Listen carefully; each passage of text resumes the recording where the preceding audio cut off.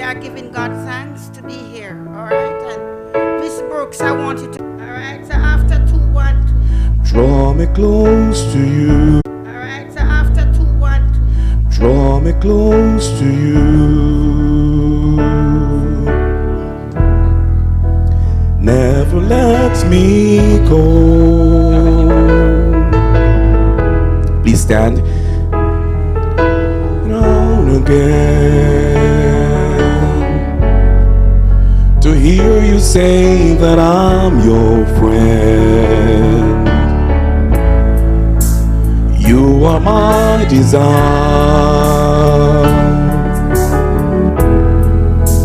No one else will do.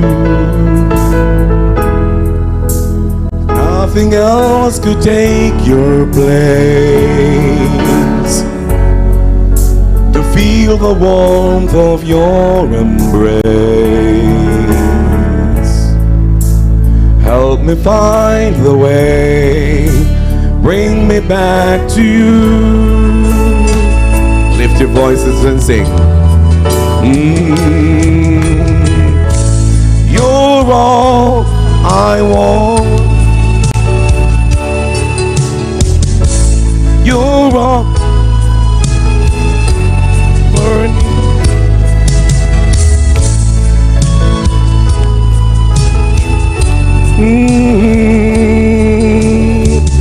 Help me know you I need.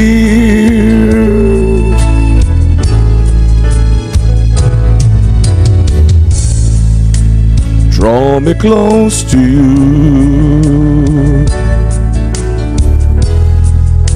Never let me go.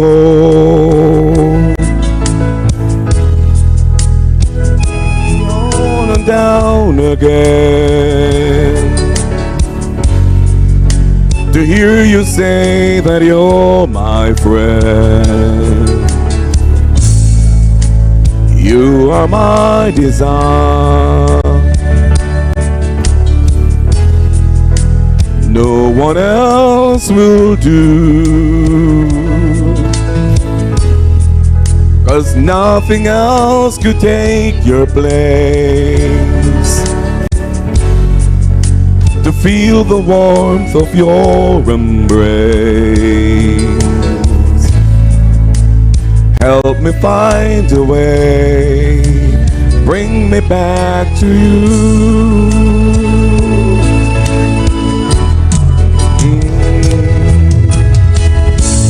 You're all I want.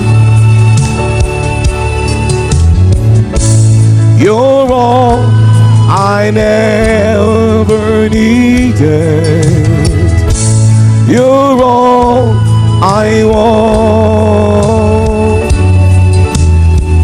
Help me know you are near. You're all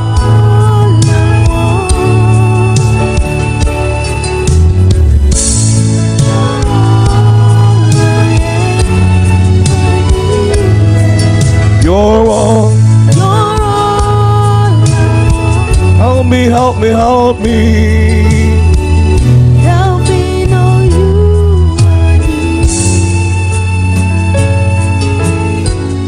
Help me know you are near. Please help me, Jesus. Help me know you are near. Amen. Praise the Lord. Yes, and as we approach God's throne this morning, we come with that knowledge, and, we want to thank the Lord for our new president. And just a reminder that, he said to Joshua, as I was with Moses, so I'm going to be with you. I will be with you in the change, And he said, you don't be afraid, be of good courage, because I am going to be with you. He says, whether you go to the left, to the right, wherever you go, remember, Joshua, as I was with Moses, so I'm going to be with you. And so, Madam President, colleagues all, we know no matter what happened, our God is with us. And so we are going to approach his throne because of that. Heavenly Father, what a joy it is to be alive. We are so grateful just for this beautiful day. We recognize that we couldn't do it without you. And so we come to you. He said, your mercies are new every morning. And so we come for those mercies of today. And you remind us to come to your throne of grace boldly in our time of need. And oh God, if there is a time when the Jamaica Teachers Association need you, it's now. Yet still, Lord, just like Abraham, he came with that quiet confidence in his God. You know, when he says, where is it? Where are you going to provide, that sacrifice? And he says, Lord, he says, he will be it. And so, God, we are thankful that you promised that you are going to be with us. And so, we just thank you and we praise you. We call upon you because you say you will strengthen us. You say you will help us. And that's what we're asking for today. We pray that as we deliberate, as we plan, as we strategize, that, oh God, that you will speak to all of us, those who govern us, that you will even continue to just provide a way, and that you will continue to bless this beautiful island of Jamaica. We thank you, we praise you, and we just give you all the glory because you're a God and you're alive. And just like David, he says, man, when he faced that giant Goliath, he said, you were with me when I faced the bear. You were with me when I faced the lion. So who is this uncircumcised Philistine that he should defy the armies of the living God? We are on Victor's side. And so, God, we are praising you and we are giving you all the thanks and the praise. And we can face tomorrow because we have a certain God in these uncertain times. We give you praise and we give you glory. In Jesus' name, amen. Let the words of our mouth, meditation of our hearts be acceptable in thy sight, O Lord, our strength and our Redeemer. Amen. Just turn to the person and give them a hug. Come. God bless you. Have a great day, everyone. It's one hug. You can get two. Of course, sir. God bless you.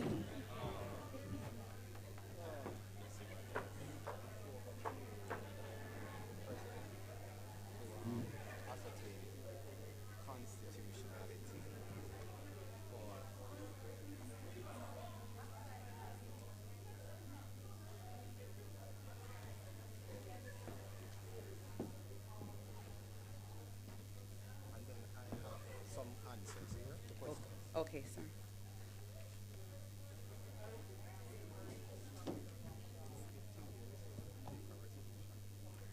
Yeah, but I'm not seeing him. Tim Roy.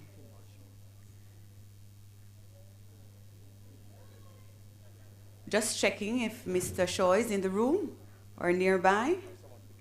Someone could give him a call very quickly. Would appreciate same. Good morning, my colleagues. I trust you are well and that you have been refreshed, even in that short exercise of devotion, of worship to the true and living God. He is indeed all we need. All we need. He is all we need. Because when every mother and father forsake you, friend, foe, everyone deserts you, it is God who will keep and sustain you. And he will even remind you, as he did Elijah, that, we have some people down in the cave there. Amen. We're not going to start a preaching session. Bless the Lord. At this time, we seek the permission for the constitution of our conference. And the lady who has been deputizing so well, go right ahead, Mrs. Hendricks White.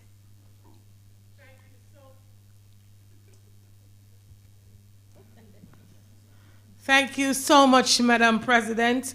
Good morning, conference.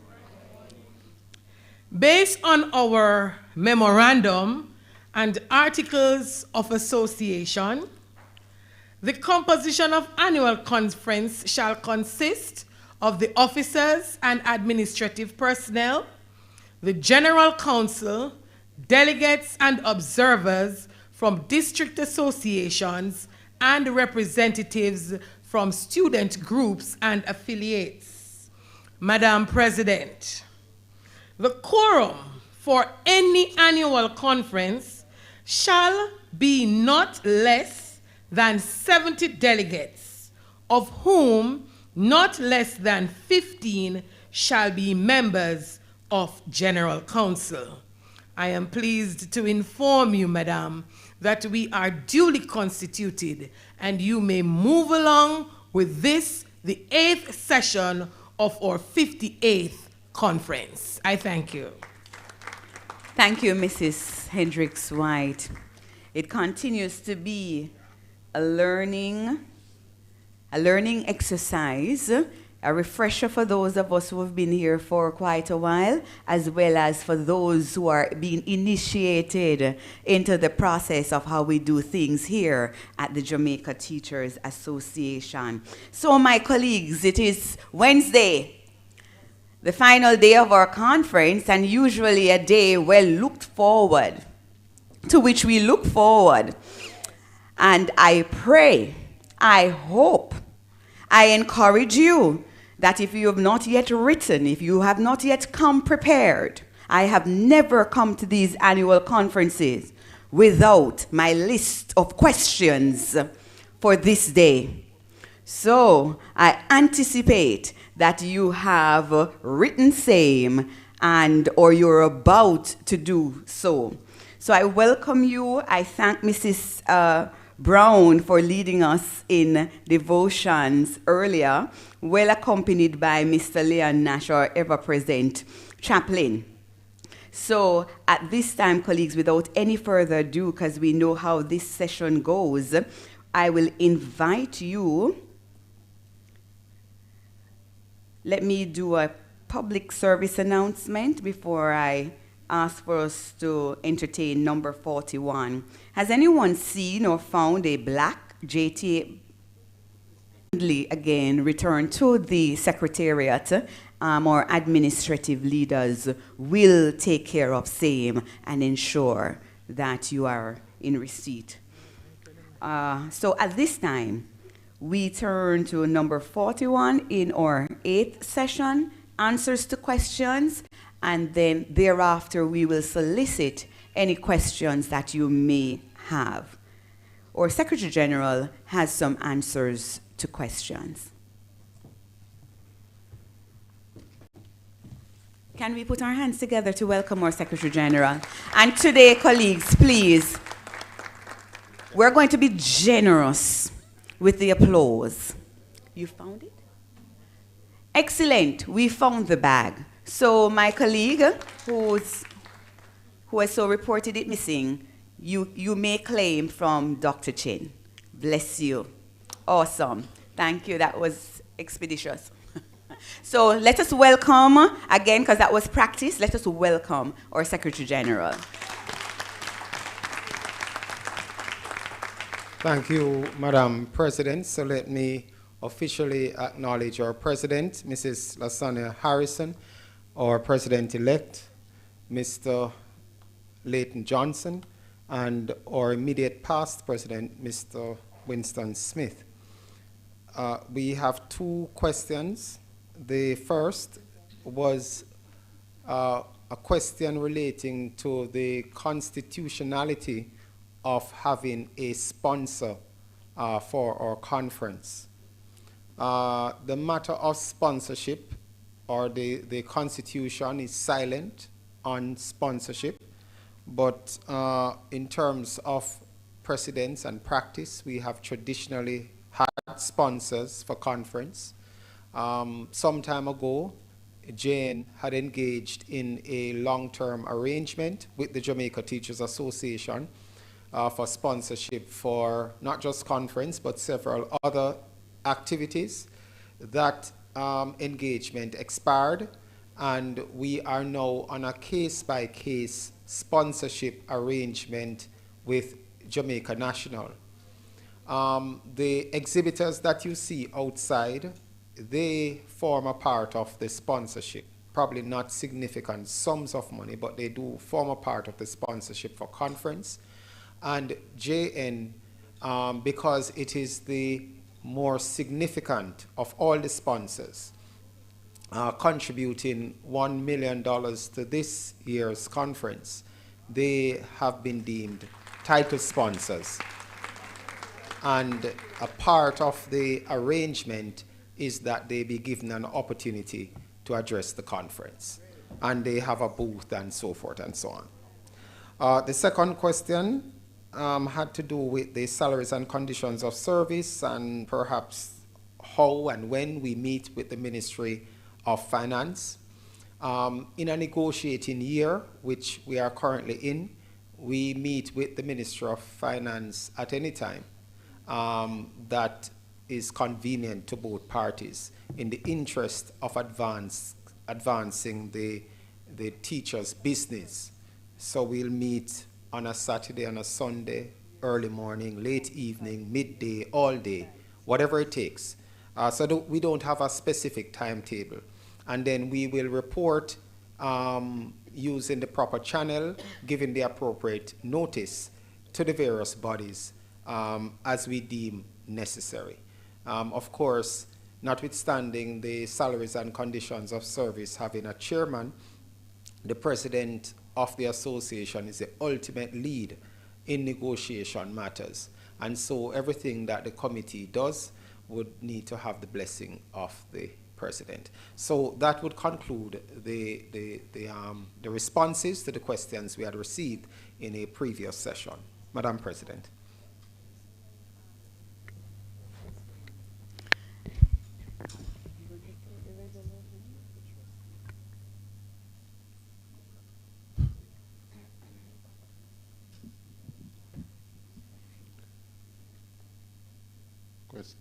Question, comments?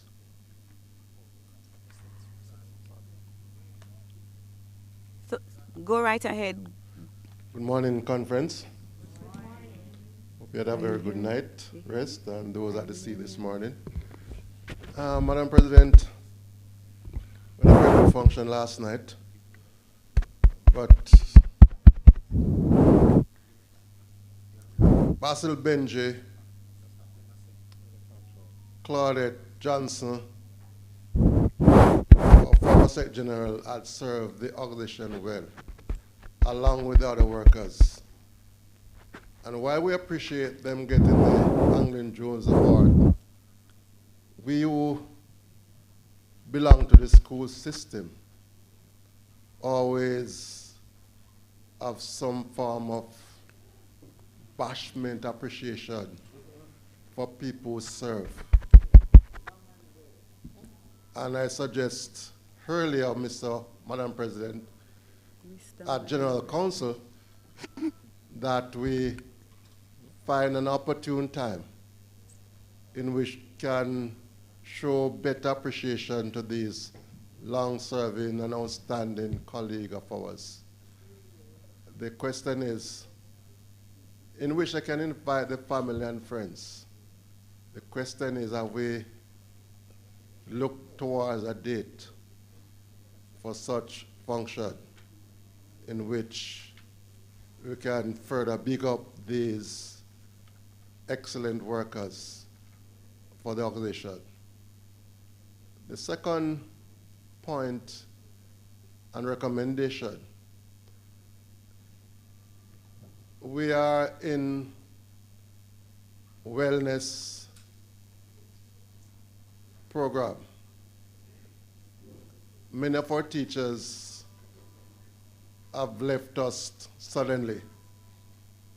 The question is, have we considered deliberation with the Ministry of Education to develop a policy for teachers to do, for instance, an executive profile before going back to work. It has happened in other jurisdictions. And I can tell of my experience, practical experience. I have gone through 2 cancer. I'm a cancer survivor twice. And the last time I did my executive profile, in April, my doctor gave me a clean bill of health. If I did not follow up with my executive profile on a regular basis, I would not have been with you today. Because we serve a wonderful, mighty God. And I believe that many of our teachers could have been with us if we follow up on our medical processes. If you think health is expensive, think about that. I suggest, and the mere fact that you have your surgical plan, it takes out some of the burden. And I suggest that the condition of service is one in which we should deal with health and wellness. And I suggest that notwithstanding JT not taking it off, I suggest that every member, every teacher, see the need for checking up on their regular health standard. I know men are afraid of going to the doctor, but women, you have to protect your male in the erection. And I'm making a plea, it's not too late, that before you go back to work, do your executive profile. It is cheaper than in the hospital with other persons.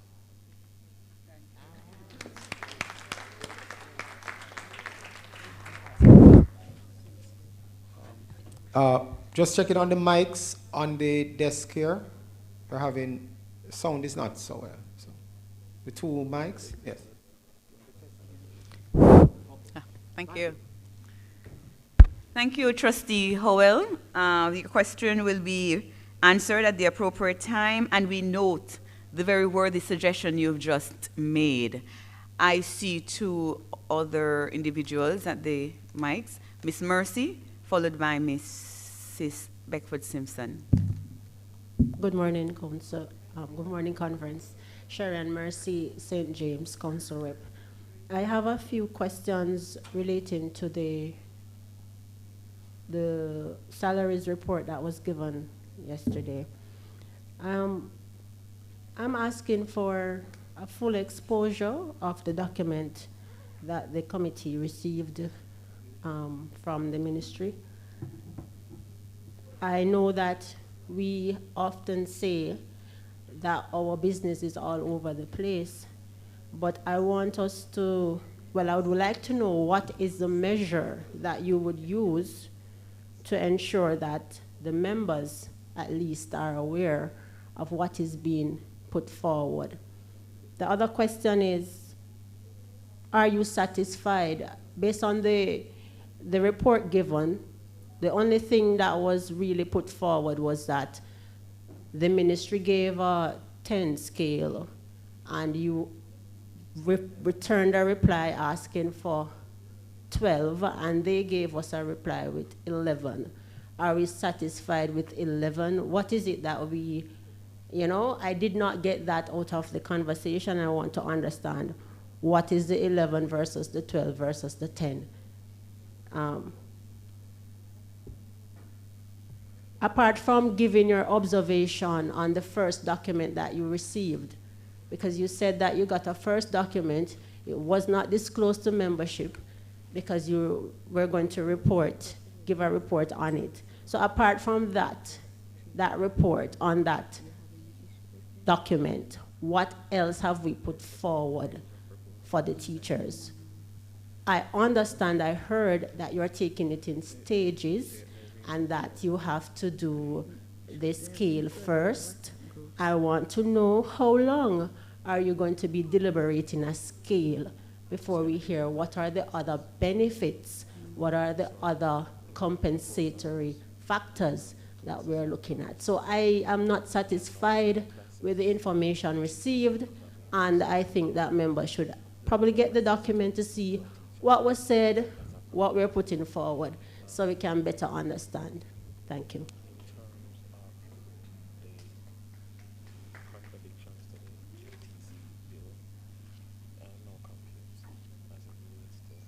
Thank you, Miss Mercy. I did indicate for Mrs. Beckford Simpson to go thereafter. I do apologize.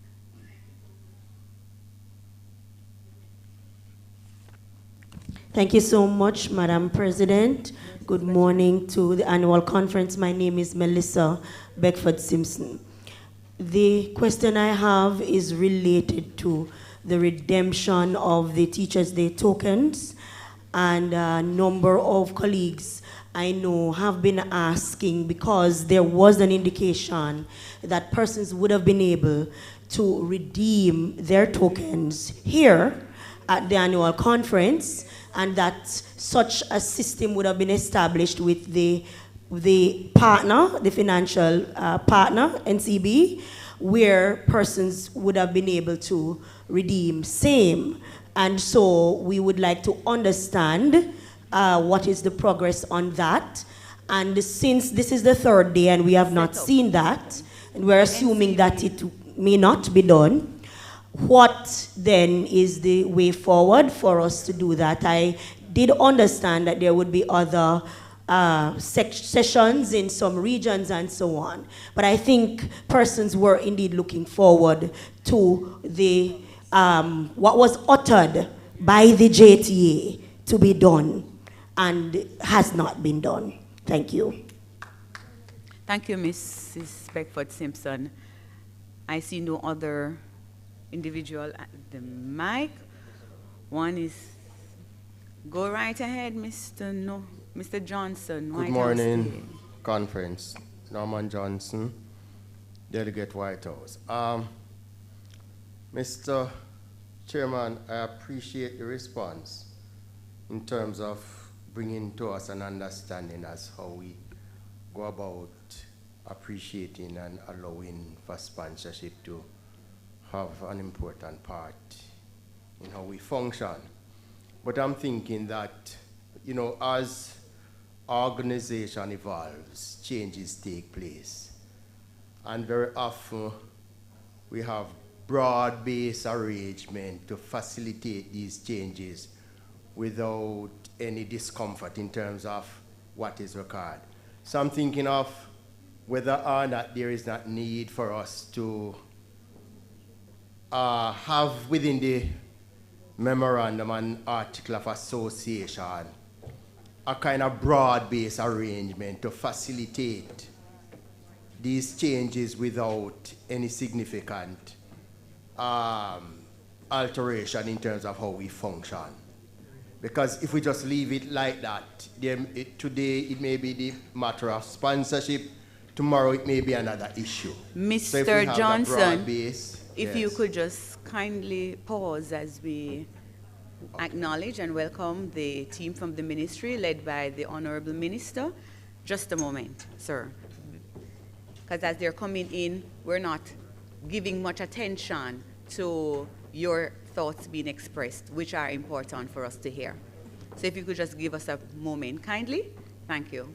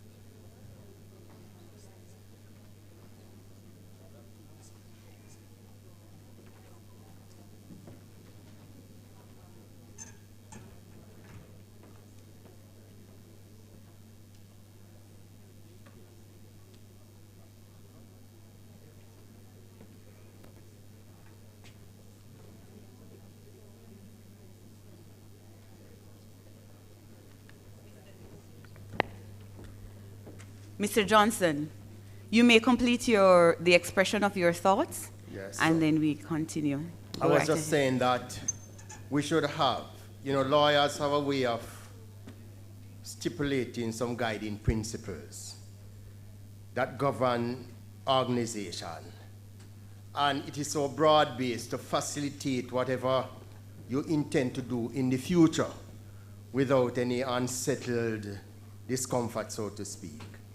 And I'm saying that with regard to engaging sponsors, we should have written within our memorandum and article of association that kind of broad-based guidelines as to allow us to facilitate these things. Because it may be sponsorship now, it may be something else in the future. But if we have this broad-based arrangement, we allow for that without have to constantly come and to explain our action. Thank you so much for noting your observations, and I know you're all too well how it is that we go about facilitating same in the articles of association. Sir, I see you're standing.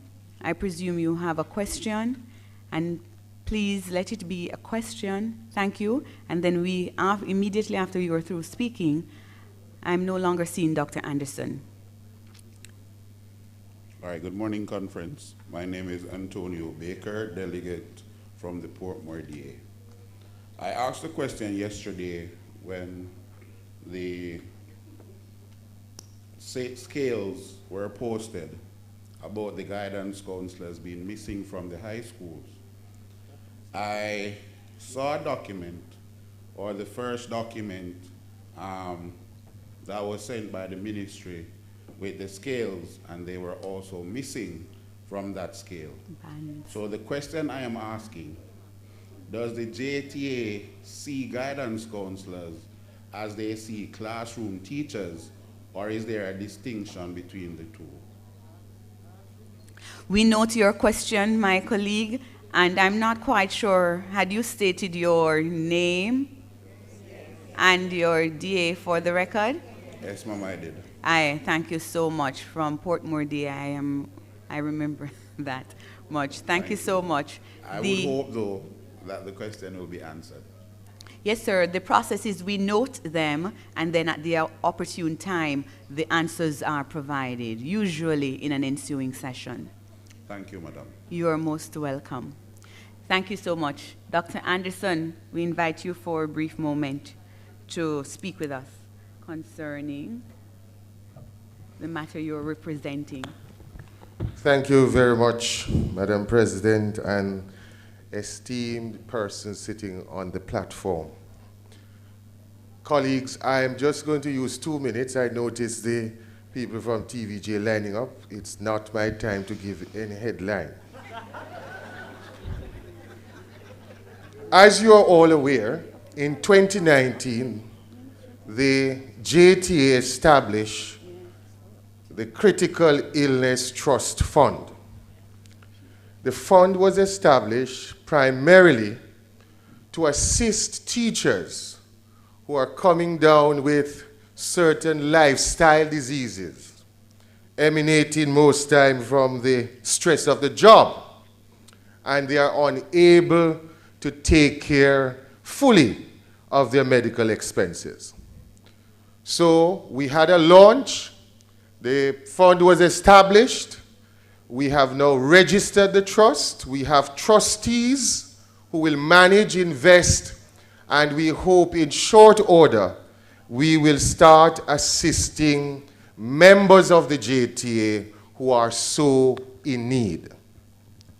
When we had the launch, and I'm happy the Honorable Minister and the team here, the ministry had promised us a particular figure, and we hope we can hear about it today and go on the collection drive, because we need to start investing the funds. And I won't say what is the figure. I know the Secretary General wrote to the Permanent Secretary outlining the pledge, and we are looking forward to that. We have a box outside where we are asking members, whatever contribution you can make, you drop it in the box. Because this is for us, nobody else. And we never know, those of us who listen to what Trustee Howell said earlier, 2-time survivor of cancer. And we are happy he's here. And he possibly had the resources to take care of himself. Unfortunately, not all of us. And when I was president of the JT, I encountered a number of our colleagues, retired and in service, who were literally dying from these various diseases, but cannot take care of their medical expenses. So I want all of us to realize that this is for us. We are raffling, and teachers don't gamble, but we are raffling a computer on the outside. We ask you to participate, contribute, and all our various activities, we are going to ensure that we are there. Every mickle, so go out and support. And if you don't gamble, then you should make a contribution.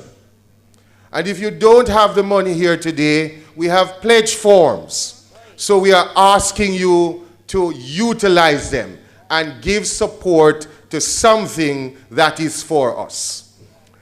We must realize that if we fail to take care of ourselves, then bad things can happen to us. So I'm just here to sell that, and we'll look forward to your participation. The trustees are Garth Anderson, Miss Ina Barclay, Mr. Ray Howell, and Cadian Scott, and Mr. Billy Heaven from Chase. So it's a and Mr.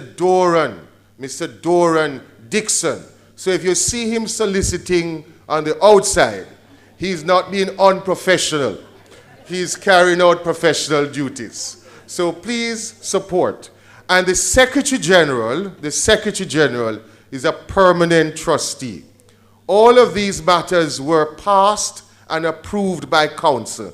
And we have now a registered entity with bank account, and we are about to invest whatever amount of money we have. You will hear more about it in the full report. We want to thank the Honorable Minister and her team in advance. I'm sure, having heard about the reason for the fund, she may increase the pledge.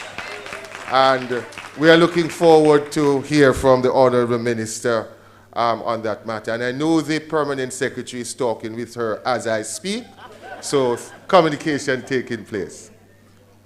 Thank you very much, colleagues, and we look forward to your support outside.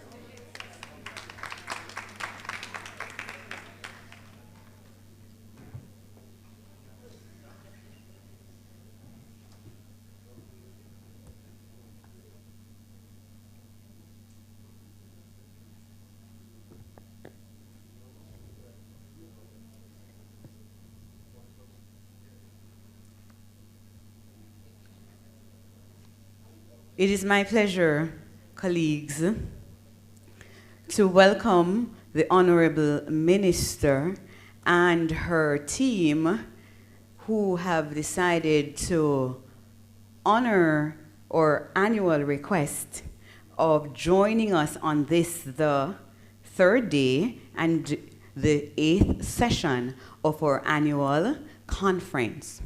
At this time, I am going to be asking our Honorable Minister to introduce to our conference. And Minister, we do have several new first-time attendees.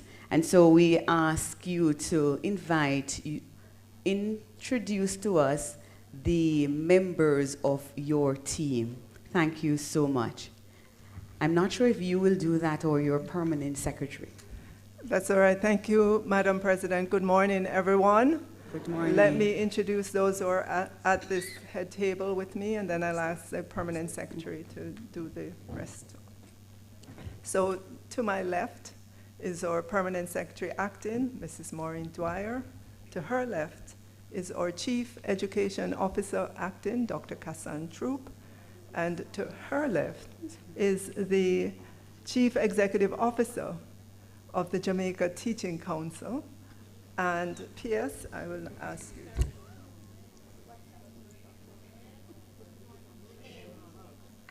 Yes, okay, thank you, Minister. So Dr. Winsome Gordon is the Executive Director of the Jamaica Teaching Council.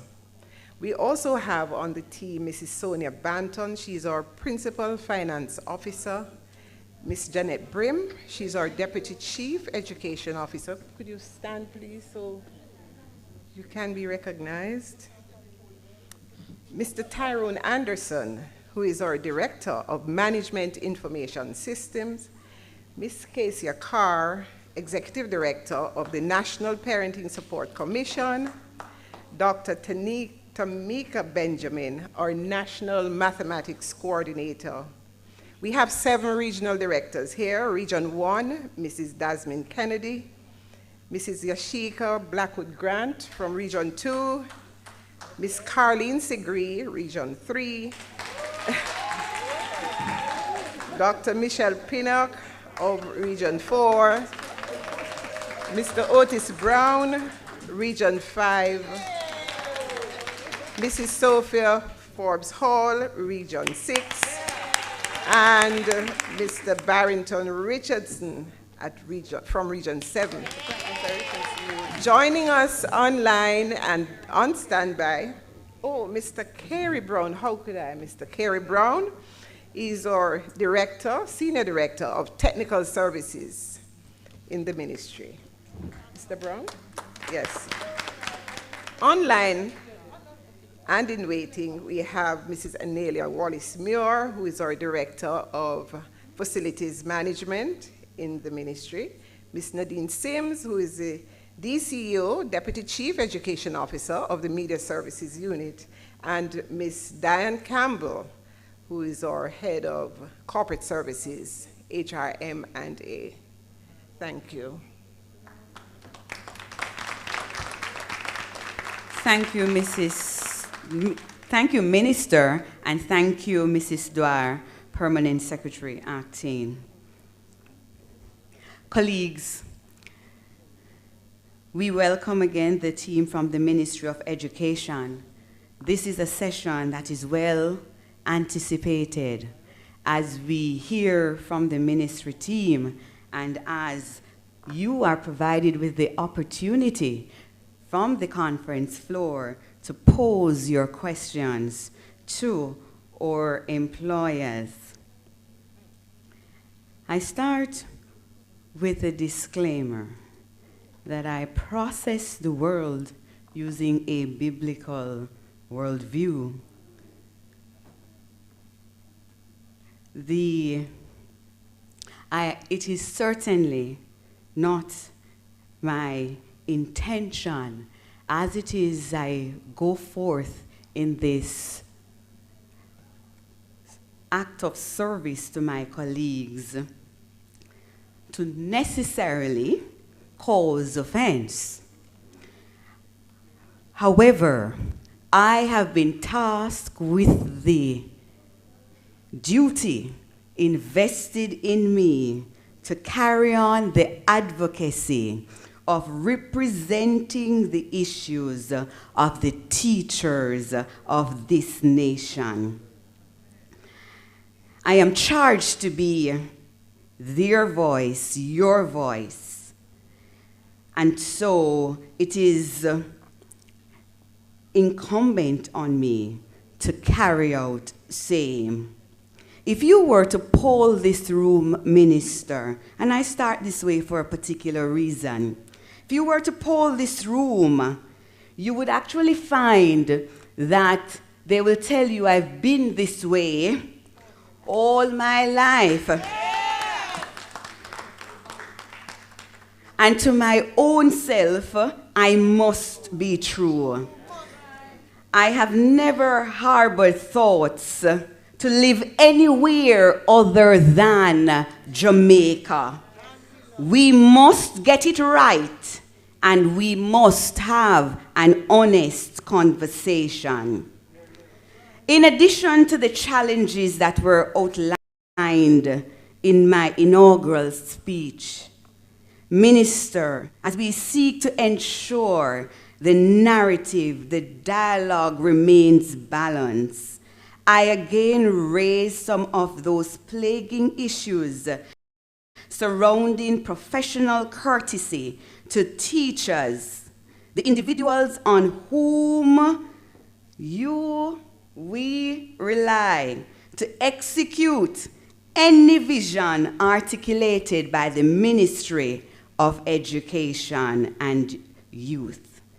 Minister, if there is the reason for any delay concerning payments to schools, I think it would only be nice that an apology be tendered to school administrators stating the nearest possible date that same will become available, in addition to apologizing for the inconvenience caused. Certainly how we have to rearrange in preparation start of a new school year. Execute our plans, roles and responsibilities as leaders, managers in our schools.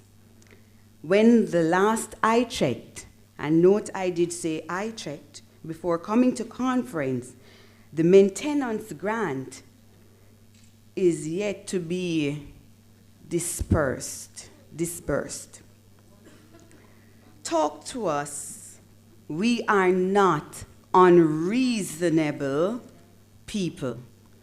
Minister, efforts I believe needs to be made to boost the morale of your employees. I can cite several examples where lack of professional courtesy to us as major players in the education system has been on display. Signing of a MOU, retraining of mediators, I did bring this to your attention, and for which you did apologize. The release of the World Bank, UNICEF expenditure review on education, the union was not invited. Consultation formulation of the recent released grooming policy. To my mind, the union was not invited to a sit down to the best of my knowledge. And I did serve for 1 year in the presidential corps. Minister, if I am to remain true to myself, I must ask certain questions. I would have posed same to you had I been on the conference floor. Either way, if we are to accept that there is a valued partnership between the union and our employers, why would the ministry, fully well knowing this our annual event, schedule a series of meetings that rival the staging of this annual conference? I interpret same as a lack of professional courtesy. The calendar of events, though recalled and revised thereafter, reflected a similar expression during the Easter break earlier this year. Minister, these are some little mosquito-like practices that affects us as members. The message received from same is not a positive one. This needs to be revisited. Again, I ask, Minister, talk with us, to us, and not at us. We are not unreasonable people. As we seek to build our human capital and through equitable educational opportunities, there are some immediate matters for consideration. timely distribution of textbooks to schools with adequate numbers. In addition to requests for furniture, Minister, I humbly suggest, that purchasing furniture all the way from China, especially with what is happening on the global scene and seas, may be a little problematic in them getting here on time. They may not get here.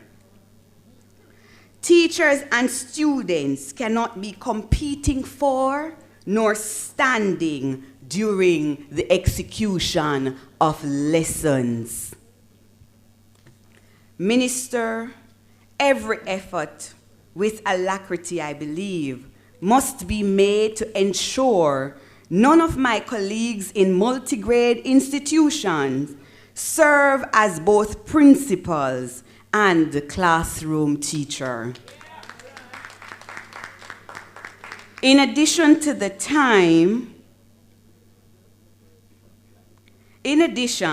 the time has come for us to ensure a tenured post clerical assistance for grades 1 to 3 primary schools be established.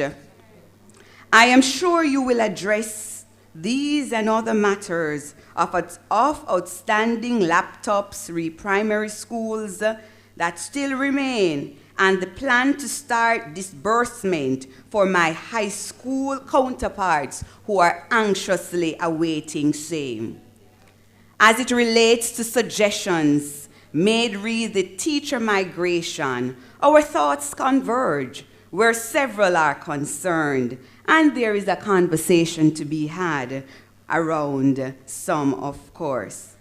To improve the professional courtesy, Minister, I implore you to make every effort, as I so intend to do,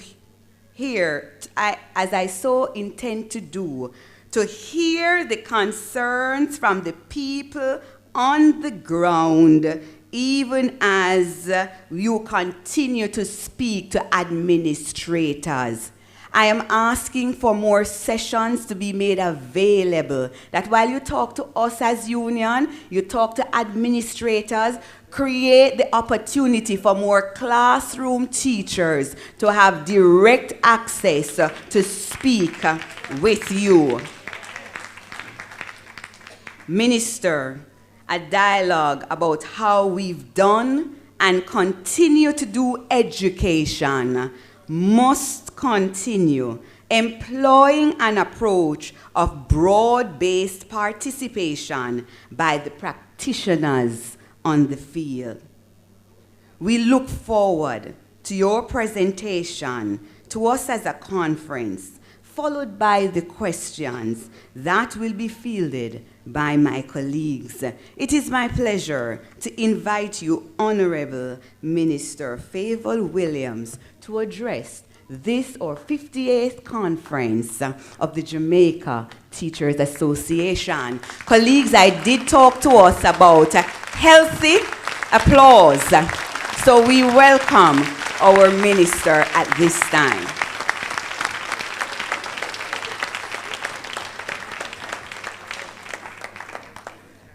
Thank you so much, everyone. Good morning. Good morning.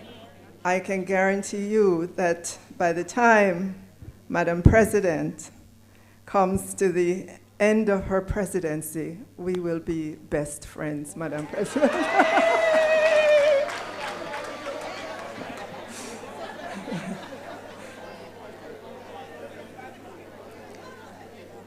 Let me begin by acknowledging the chairman for this morning, Mrs. LaSonia Harrison, president of the mighty Jamaica Teachers Association.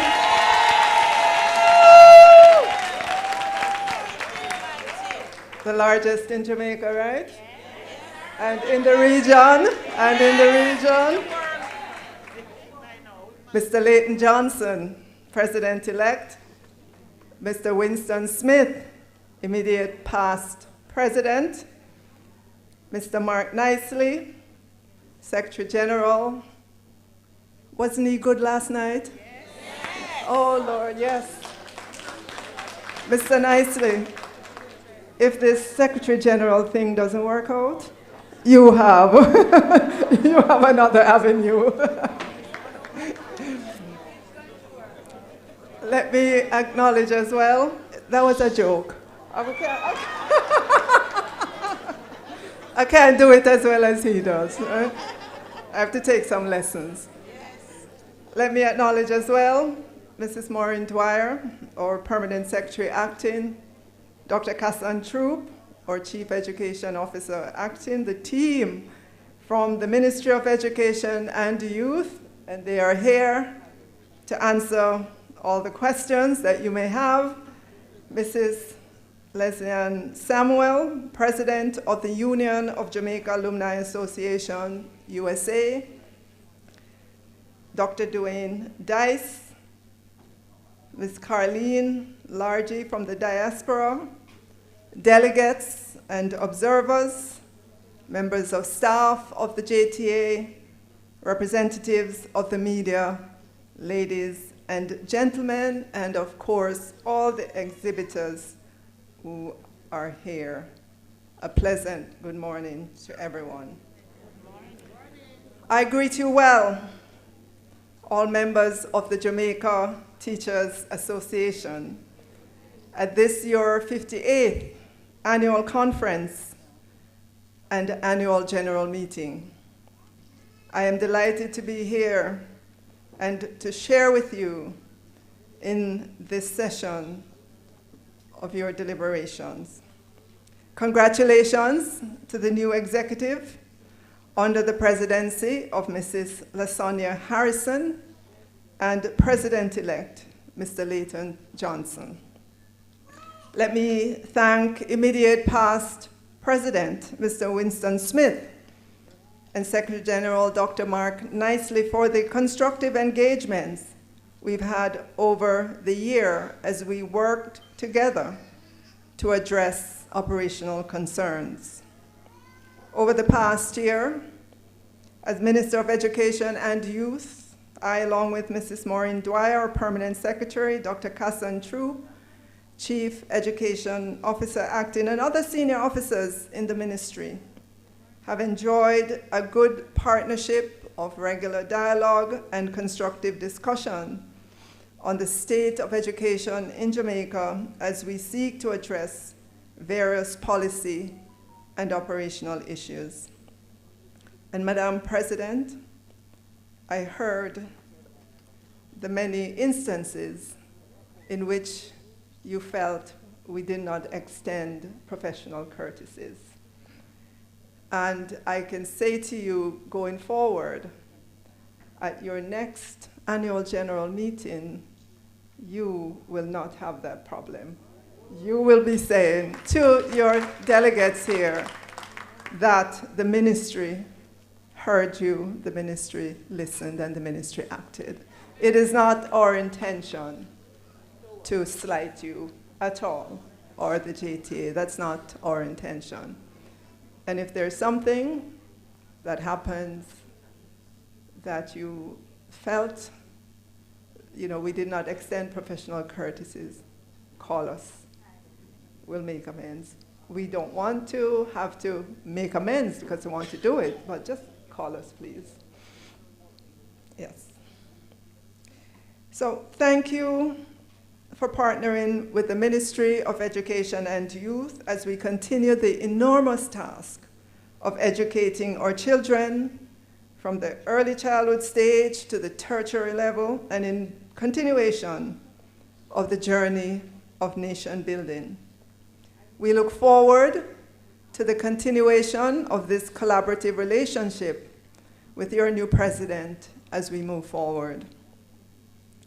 I must also acknowledge the hard work of the principals, the teachers, guidance counselors, deans of discipline, and administrators who played a significant role in helping our schools return gradually to some semblance of normality after the worst challenges of the COVID-19 pandemic.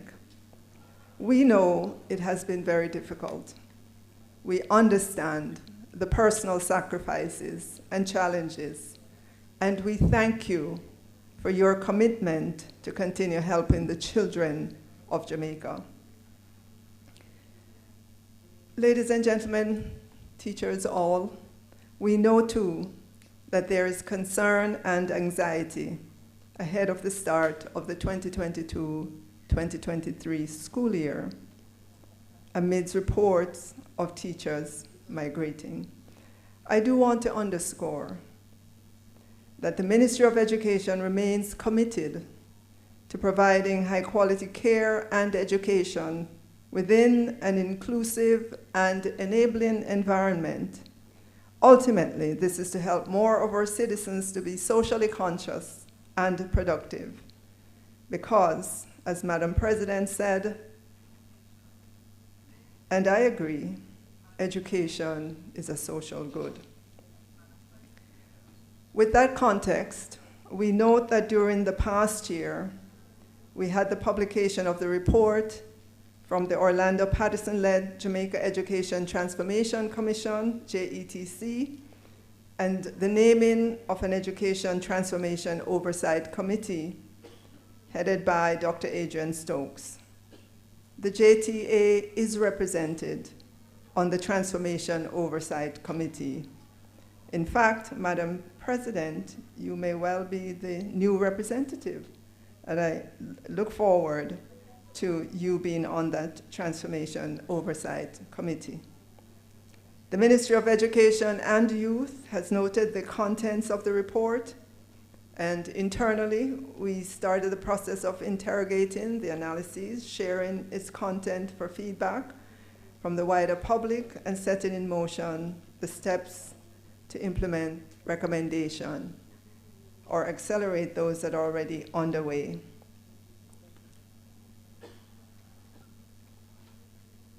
While we're doing that, PS and CEO, we must engage our teachers. We must go through the report with our teachers so that they have a chance as well to ask questions and to understand. The report is available. It's on our website. And I'm sure you know how to get to the Ministry of Education's website, and I've asked persons to ensure that it's very visible on the website, but I'd love to engage you in the conversation. Stakeholder representative groups, including the JTA, have also responded to the invitation to appear before a joint select committee of Parliament and have been sharing their perspectives. We are committed to engage in dialogue with our school communities, key stakeholders, and the wider public through a variety of communication channels to get support for the continuing transformation of the education sector. The focus will be on implementing the recommendations, many of which would have appeared in prior reports. This has been one of the main criticisms of the Ministry of Education and Youth: lack of implementation, despite the many in-depth analyses that have been done. And you will recall back in September of 2004, some 18 years ago, we had the Task Force on Educational Reform, a transformed education system.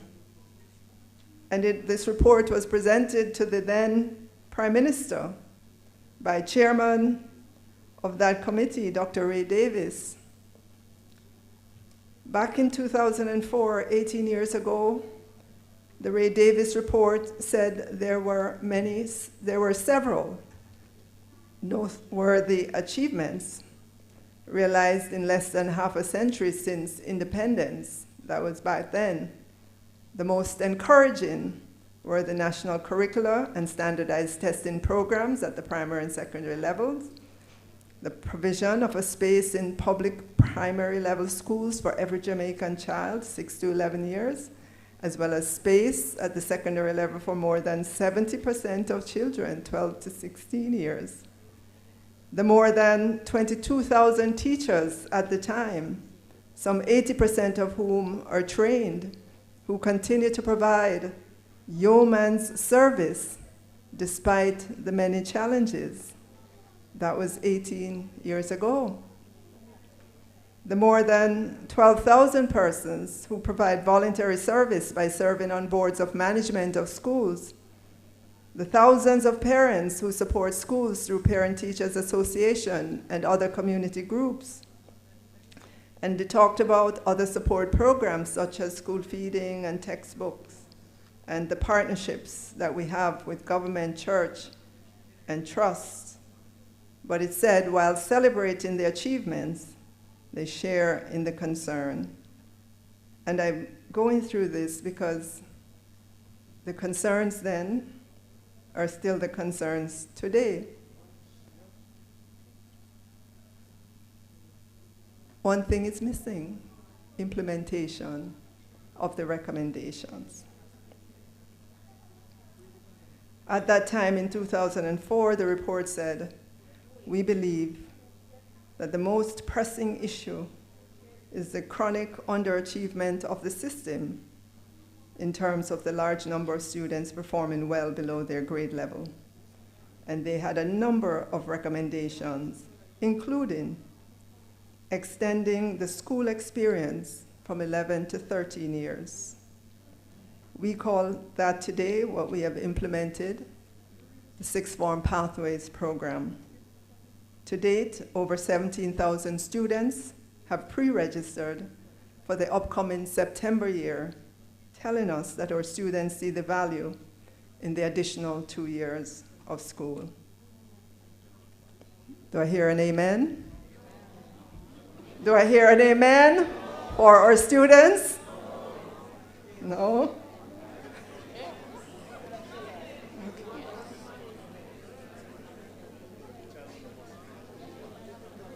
So here we are, again. This time it's the Jamaica Education Transformation Commission report of 2021.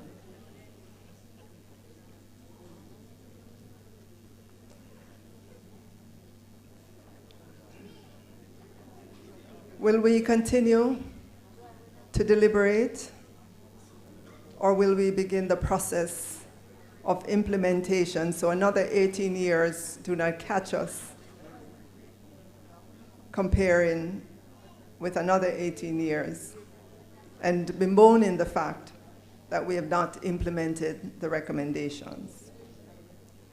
The Ministry of Education and Youth exists to help, not to hinder. In much the same way that Madam President said that the JTA has facilitated change, not impeded it. Thank you, Madam President, for giving us that assurance in your inaugural speech. I look forward to working with you and to say that we both serve a common cause, that of seeing our students grow and flourish, that of seeing our teachers grow and flourish. In the months ahead, we will have a chance in our monthly meetings with the JTA to dialogue on the JTC Build Some More. And I want to assure you and the members of the JTA that when we look across the world, especially in the many states in the USA, a country that employs many of our Jamaican teachers, their licensing regime and the council or commission that forms the governance structure are not dissimilar from the licensing regime we're trying to create here in Jamaica. In fact, in California, a state to which many of our Jamaican teachers migrate, the California Commission on Teaching Credentialing consists of 19 members, 15 voting members and 4 ex officio or non-voting members. Of the 15 voting members, 6 are classroom teachers, 1 school administrator, 1 school board member, 1 school counselor, 1 higher education faculty member from an institution for teacher education, and 4 public members. This is in recognition that education has the widest cross-section of stakeholders than, I dare say, any other profession, and that these stakeholders must be represented at the table. As we prepare for back to school, I know we face many challenges, infrastructure challenges among them. I'm not happy with the conditions in many of our schools. We're shoring up the team at the ministry to be able to better respond to the needs of the schools. We hope very soon that when Madam President speaks again, instead of holding up 1 finger, representing the number of building officers in a region, she'll be able to hold up many fingers. I acknowledge that there are challenges with the infrastructure of our schools, that which serves the students, but also our teachers and administrators. My desire, the objective of the ministry, is to have an administrative block properly configured, especially in our larger schools, and outfitted for the benefit of our teachers and administrators. Madam President, I agree, we have to move more aggressively to create proper working spaces for our teachers. There is no disagreement on that. On the infrastructure front, and that was the reason for having the sessions that we had with our principals to talk about what we're doing, where we are in the process, so that we can allay some of the fears, we can speak to the issues, so our principals know exactly where things are. We have been doing ongoing maintenance in our schools. Getting the infrastructure of our schools to a 21st century readiness state is a goal of the Ministry of Education and Youth. Again, creating proper workplaces for teachers and administrators is a priority. Looking forward, all the regions would have already received the 30 million allocated to each. They have identified 97 schools for critical repairs. 35 of the projects were tendered, another 34 have estimates prepared, another 13 to be completed for a total of 196 million. We have been responding. When we look back at what has been completed in the last school year, we have been responding. But I know that there are 1,000 things to get done in our schools. Right, and that's why every year it's an ongoing, but we have to step up the pace so that you begin to feel and see it in your own schools.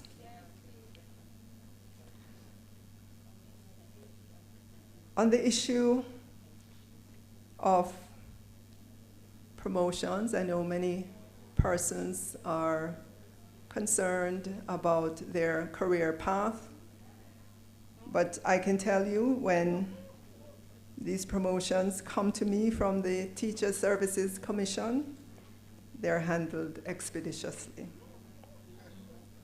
Other than the file that came to me on Monday from the last TSC meeting, I am not aware of any outstanding matters, anything that is pending. And when I check with the chairman of the TSC, that is what he would say as well. So if there are issues, you know, maybe let us know. We will check with boards. We will check with our regions to see exactly what is happening, because we really do not want you to sit with the uncertainty of what is happening to you in the, if there is that promotion that has been indicated for you.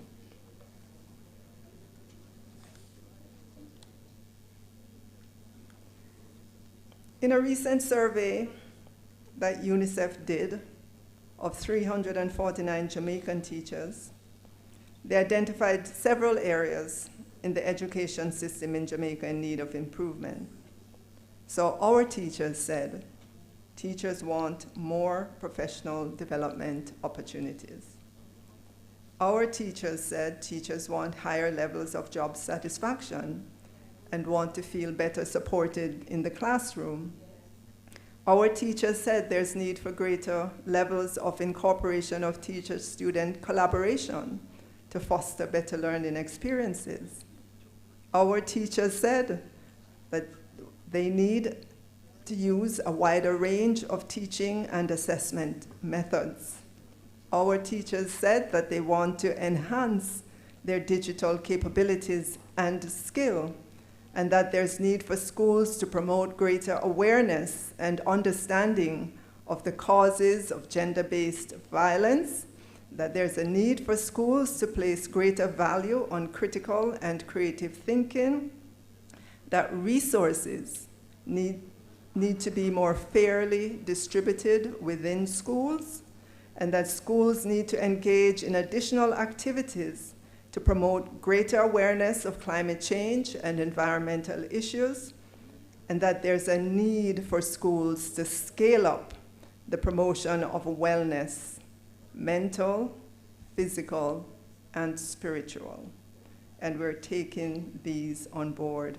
The Jamaica Teaching Council continues to diversify the range of professional development opportunities offered to teachers, from formal to informal, synchronous to asynchronous, and from sensitization sessions and webinars to short modules assessed with rigor.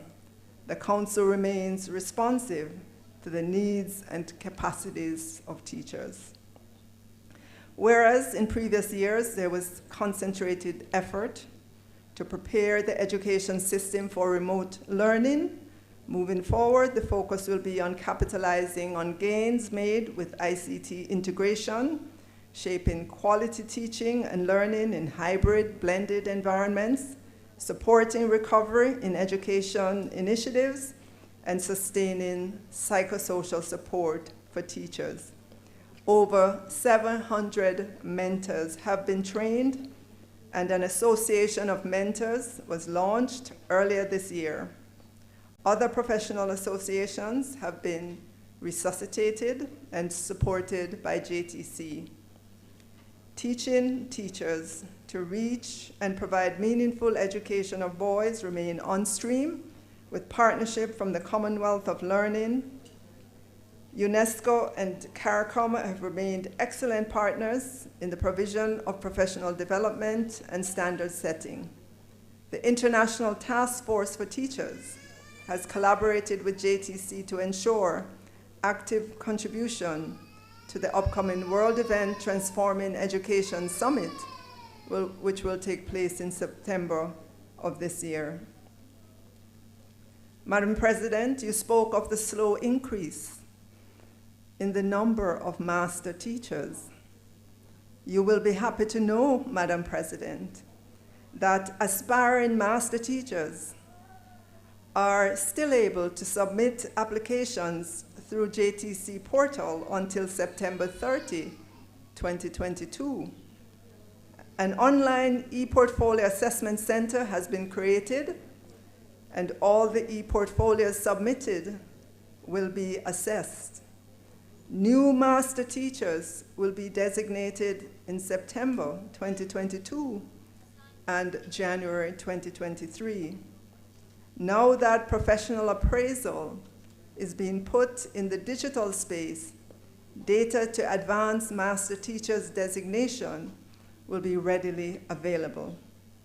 At present, the JTC has no backlog for the assessment of teacher certificates, and I do not believe that we have any languishing application for master teachers beyond the ones that are coming in for this year. Madam President, should such a situation arise, please ensure that it is highlighted on the issues list that we discuss and work on a monthly basis. I'm proud of the record over the last 2 years of the diligence of the Ministry of Education to resolving the issues that JTA brings to the table. We're not enemies. We're not on the battlefield with daggers drawn.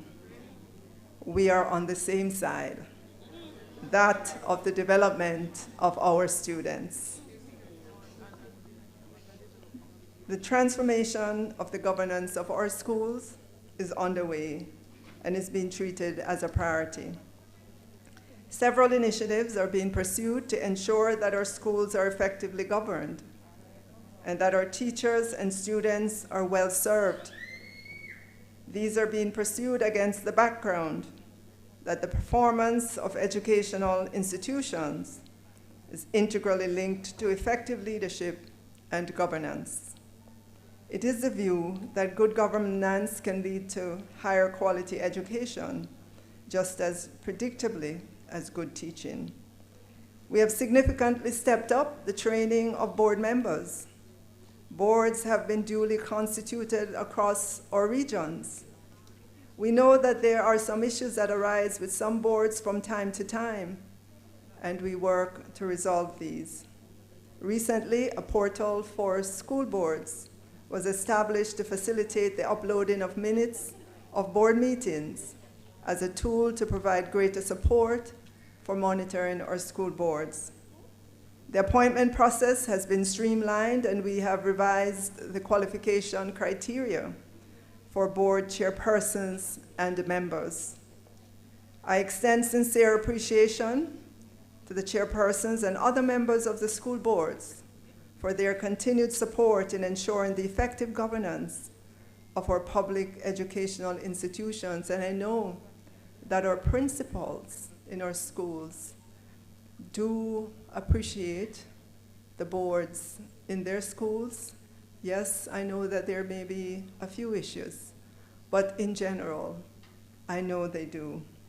Today, I wish also to convey sincere gratitude to the elected representatives, particularly our teachers, who have served and continue to serve as academic staff representatives on school boards. Your contribution is highly valued. Do I get an amen for that? All right. The implementation of the Effective Parenting Intervention Framework and the National Parenting Support Commission's delivery model have faced challenges. But with the commitment and fortitude of the NPSC staff and the support of the Central Ministry to include the efforts of guidance counselors, the Commission managed to execute and deliver to parents. The Commission also used a variety of complementary parenting support programs tailored to the parents' needs with a focus on technology-based approaches. This enabled, for the first time, the enrollment of 100,852 parents into the behavior change programs. This is to ensure that our parents continue to understand the supporting role that they play in the education of their children and of the schools that they attend. Madam Speaker, you mentioned the urgent need for our students to be ready and in the right frame of mind when they show up in the classrooms, and I could not agree with you more. I'm sure many of our teachers know that if the students are not in the right frame of mind, teaching is impossible.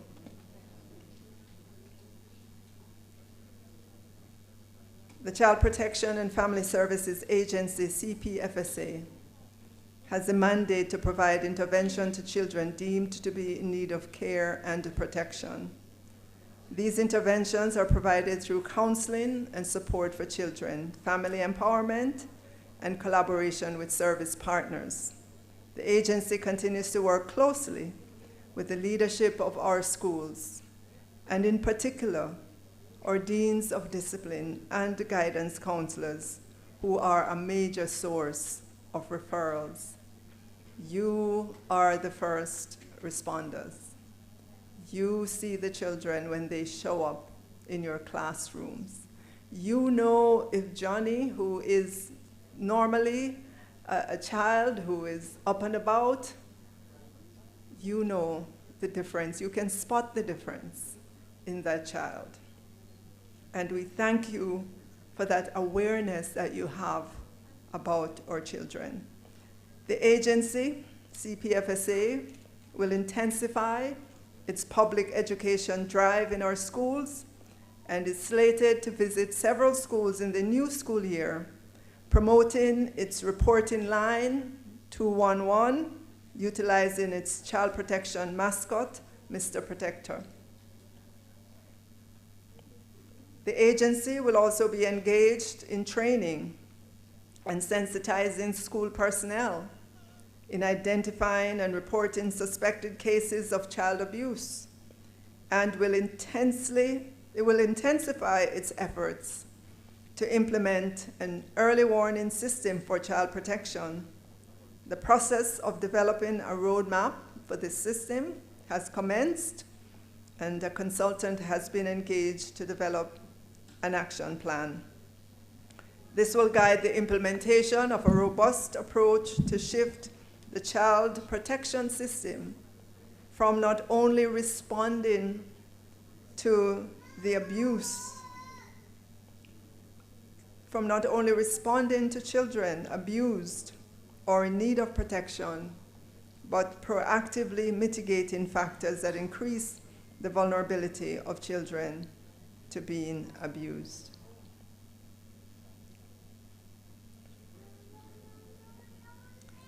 With respect to teachers' colleges, the Ministry of Education and Youth continues to provide focused support to improve the services and support provided to that tertiary level of the education system.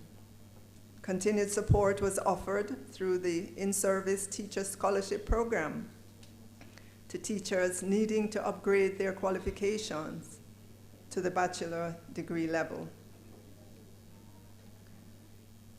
For this year, the ministry has a robust policy and legislative agenda that should see a number of changes in how schools operate and interact with their stakeholders. The Cabinet's approval will be sought to continue work on the review of the Education Act and regulations for the sector to make it fit for the future we envision. As you know, the Education Act came into being in 1965, 3 years after independence.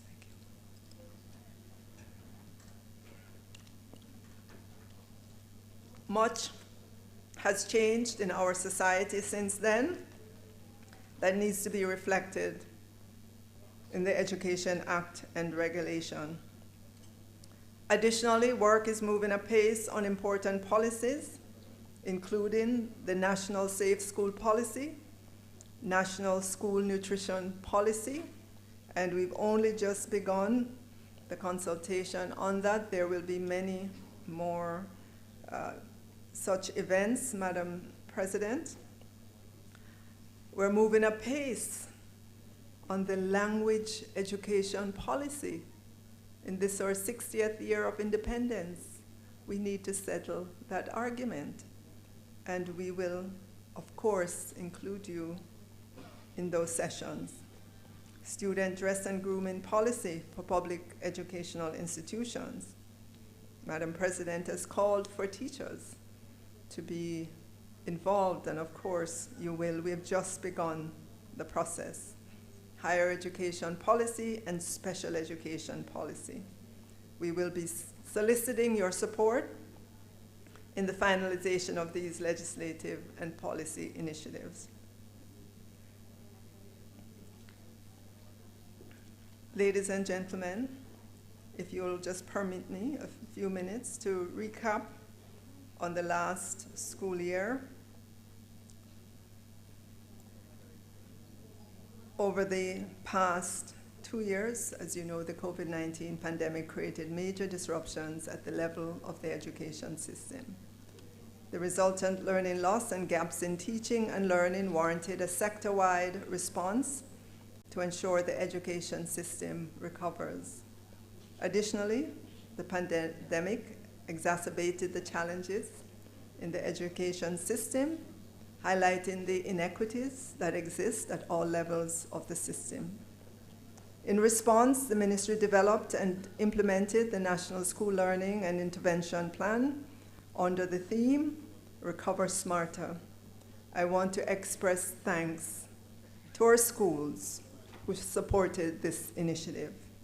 This was introduced to provide coordinated and integrated service and support to pre-primary, primary, and secondary educational institutions across the island to enable the continuous improvement in learning outcomes. It includes a suite of interventions such as the National Diagnostic Test and School Report, school-level learning intervention, modified curriculum, provision of lesson plans, counseling and psychosocial support, yard-to-yard Find the Child initiative, professional development training for teachers and school leaders, summer school, extra lesson, and homework program, virtual PEP camps, televised learning and online learning through partnerships with educational service providers, among other educational resources. And of course, all this had to be done through you, our teachers, our principals on the ground. And for that, we thank you. We value your contribution all the way through. This was all aimed at raising performance levels at all schools within the education system, providing support to facilitate schools implementing recommendations from the National Education Inspectorate, NEI, for school improvement, and identifying and sharing best practices in quality education circles to encourage improvement. Specific priority was given to supporting low-performing schools. The National Summer School Program is one of the initiatives under the National School Learning and Intervention Plan to address the learning gaps caused by the disruption of COVID-19 pandemic. And we did have summer school again this past year, as you know, 4 weeks. We are grateful to our school administrators and to all the teachers who responded positively. We're continuing the work in the early childhood sector with a number of initiatives, including an increase in the number of brain builder centers, which are the equivalent of daycare centers, and infant schools or infant departments attached to a public primary school. During the past academic year, we established 16 brain builder centers, which means we now have 132 centers operating at a cost of $708 million. Plans are afoot to convert 50 basic schools into 40 infant departments to be completed by the end of this financial year. Thank you for that.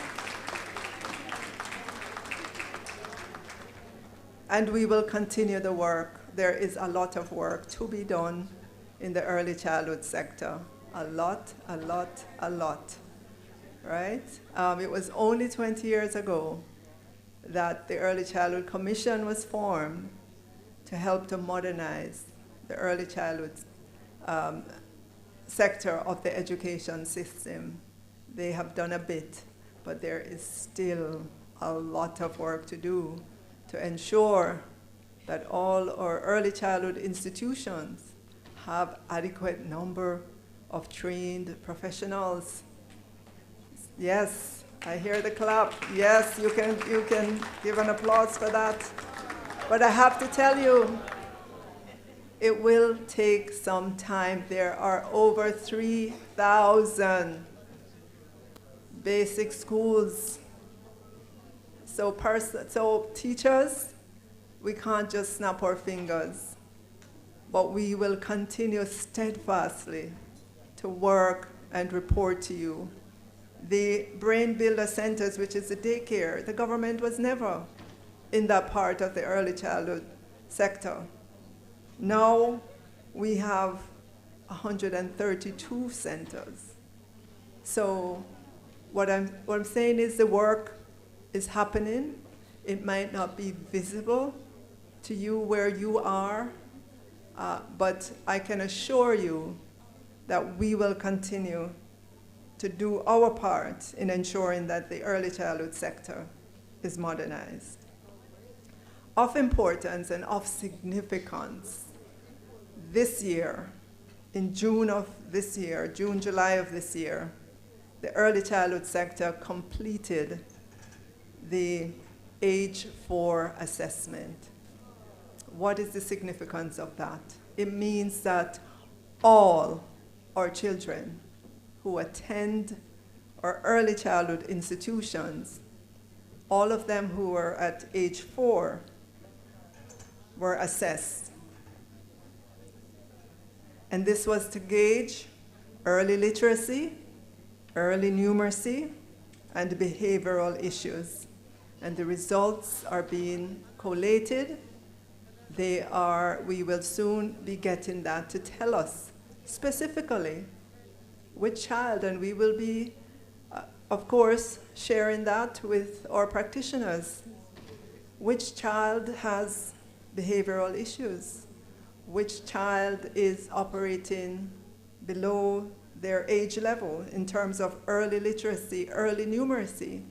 And the important thing is that we have the intervention rather than just leaving the child and then they grow, they get to age 5, age 6, and they're coming into primary schools and they're barely able to read cat or mat or, the easy words that they should be reading.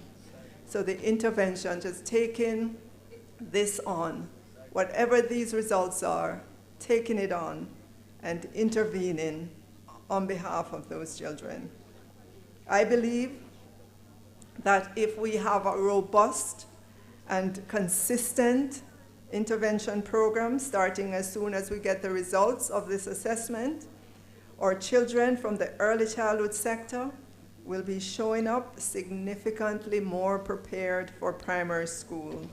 And just to give you a sense, a pilot test was done pre-pandemic, and it told us that almost a third of our children in the early childhood institutions are in need of some level of intervention. So you can see that if we get it right there, that the experience in the primary schools will be significantly different in the classes. The experience in our high schools will be significantly different as well. And we have to do this in order to have any hope of significantly changing the educational outcomes. Thank you. So teachers despite the pandemic, we were able to administer all PEP assessments except for the grade 6 performance task. For PEP 6, some 36,078 students, boys and girls, were registered to sit the exam, with 98% of them actually sitting. Heartfelt thanks again to you, our teachers, for working with our parents and other stakeholders to ensure that our 18,125 boys and 17,231 girls sat the exam. While our students were not able to do the full suite of PEP assessments because of the pandemic, we were able to make the necessary modifications while retaining integrity in the system, thus allow our boys and girls to transition to high school. To our high school teachers who are here, unfortunately, not all of our students that we're sending you from primary schools are at the level that they should be on leaving primary school. It is going to be the collective task of all of us to ensure that we do the pullouts, the needed interventions, the extra lessons, the homework support, and whatever else it takes to help those of our students whose learning is at a different pace.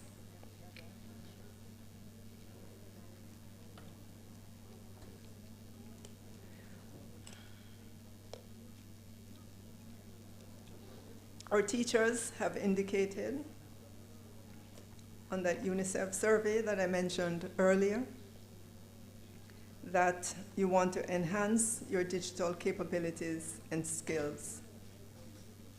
We will, of course, provide additional opportunities for you to do so. In the last budget year, $824 million was allocated to provide laptops to all of our primary school teachers. It was not just an announcement. We actually provided for it in the budget. And through e-learning, we would have delivered to our teachers. In fact, I made sure I updated myself on the numbers. To date, 8,419 primary school teachers have laptops.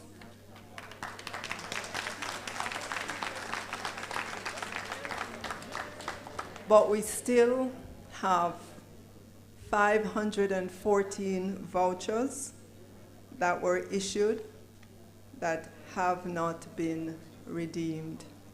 And Madam President, if you would please send me any information that comes to you from schools saying that their teachers have not received, so we can follow up. It could be because these vouchers went out electronically. It could be that the teacher changed the phone or something. Anything could have happened. But we want all our primary school teachers to have the laptop. Our next step is to move on to our high school teachers to have this done.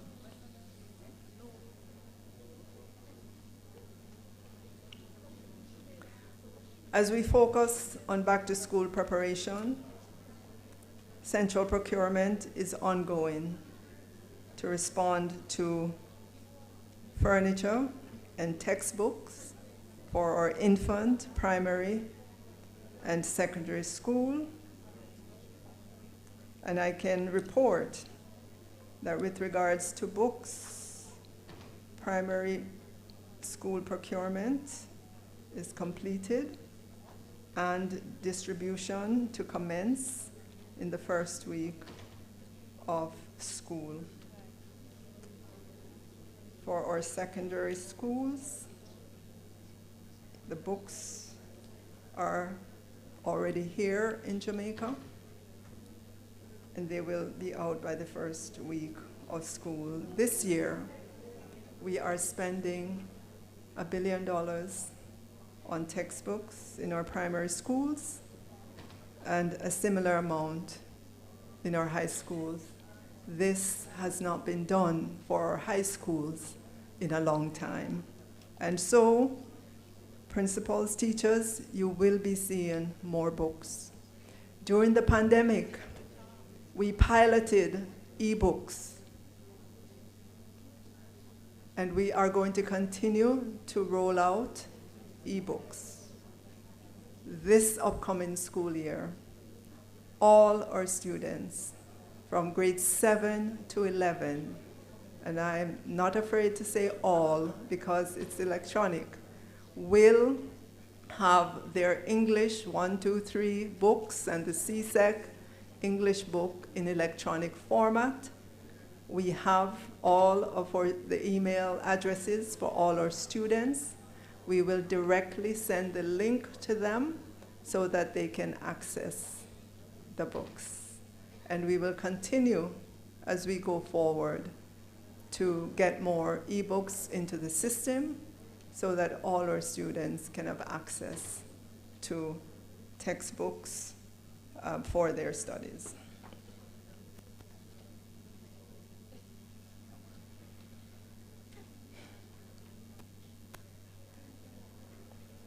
On the issue of teacher resignation, the Ministry of Education and Youth uses this medium to acknowledge the staffing challenges reported to us by some of our school leaders in the wake of the resignation of some teachers and the short supply of teachers in some of the subject areas taught at the secondary level.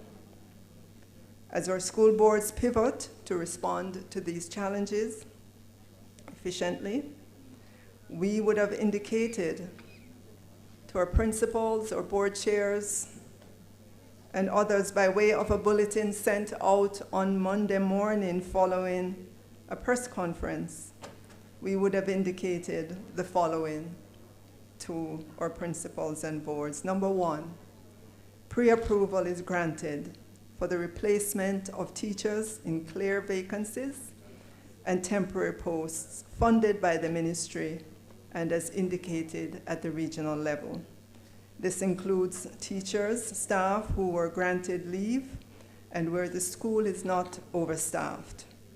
The formal request should still be submitted by each school for the formal response by the regional office and subsequent updating of the records. But pre-approval is granted for the replacement of teachers in clear vacancies and temporary posts funded by the ministry.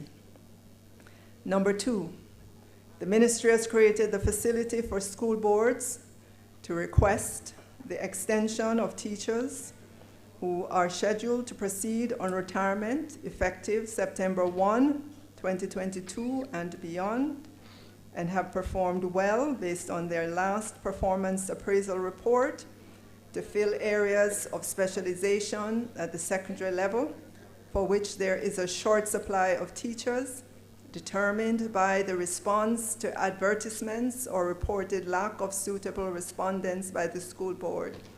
Special approval must be sought with justification.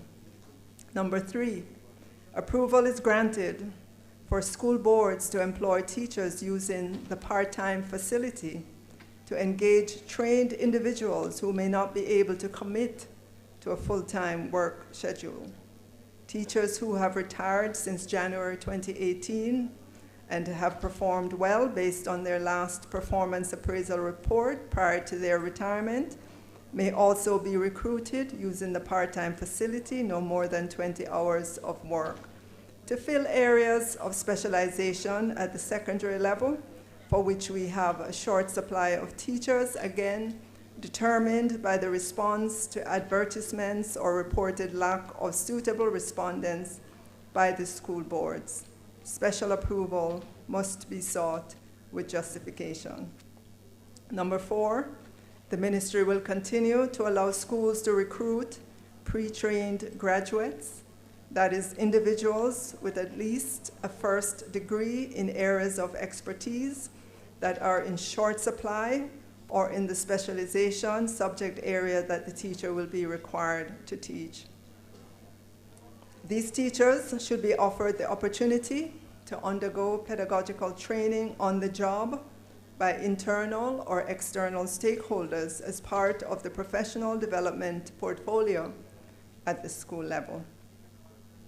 Number five, the ministry will again allow the engagement of final year student teachers from accredited institutions or programs to fill areas of specialization for which we have a short supply of teachers, again as determined by the response to advertisements or reported lack of suitability of respondents by the school boards.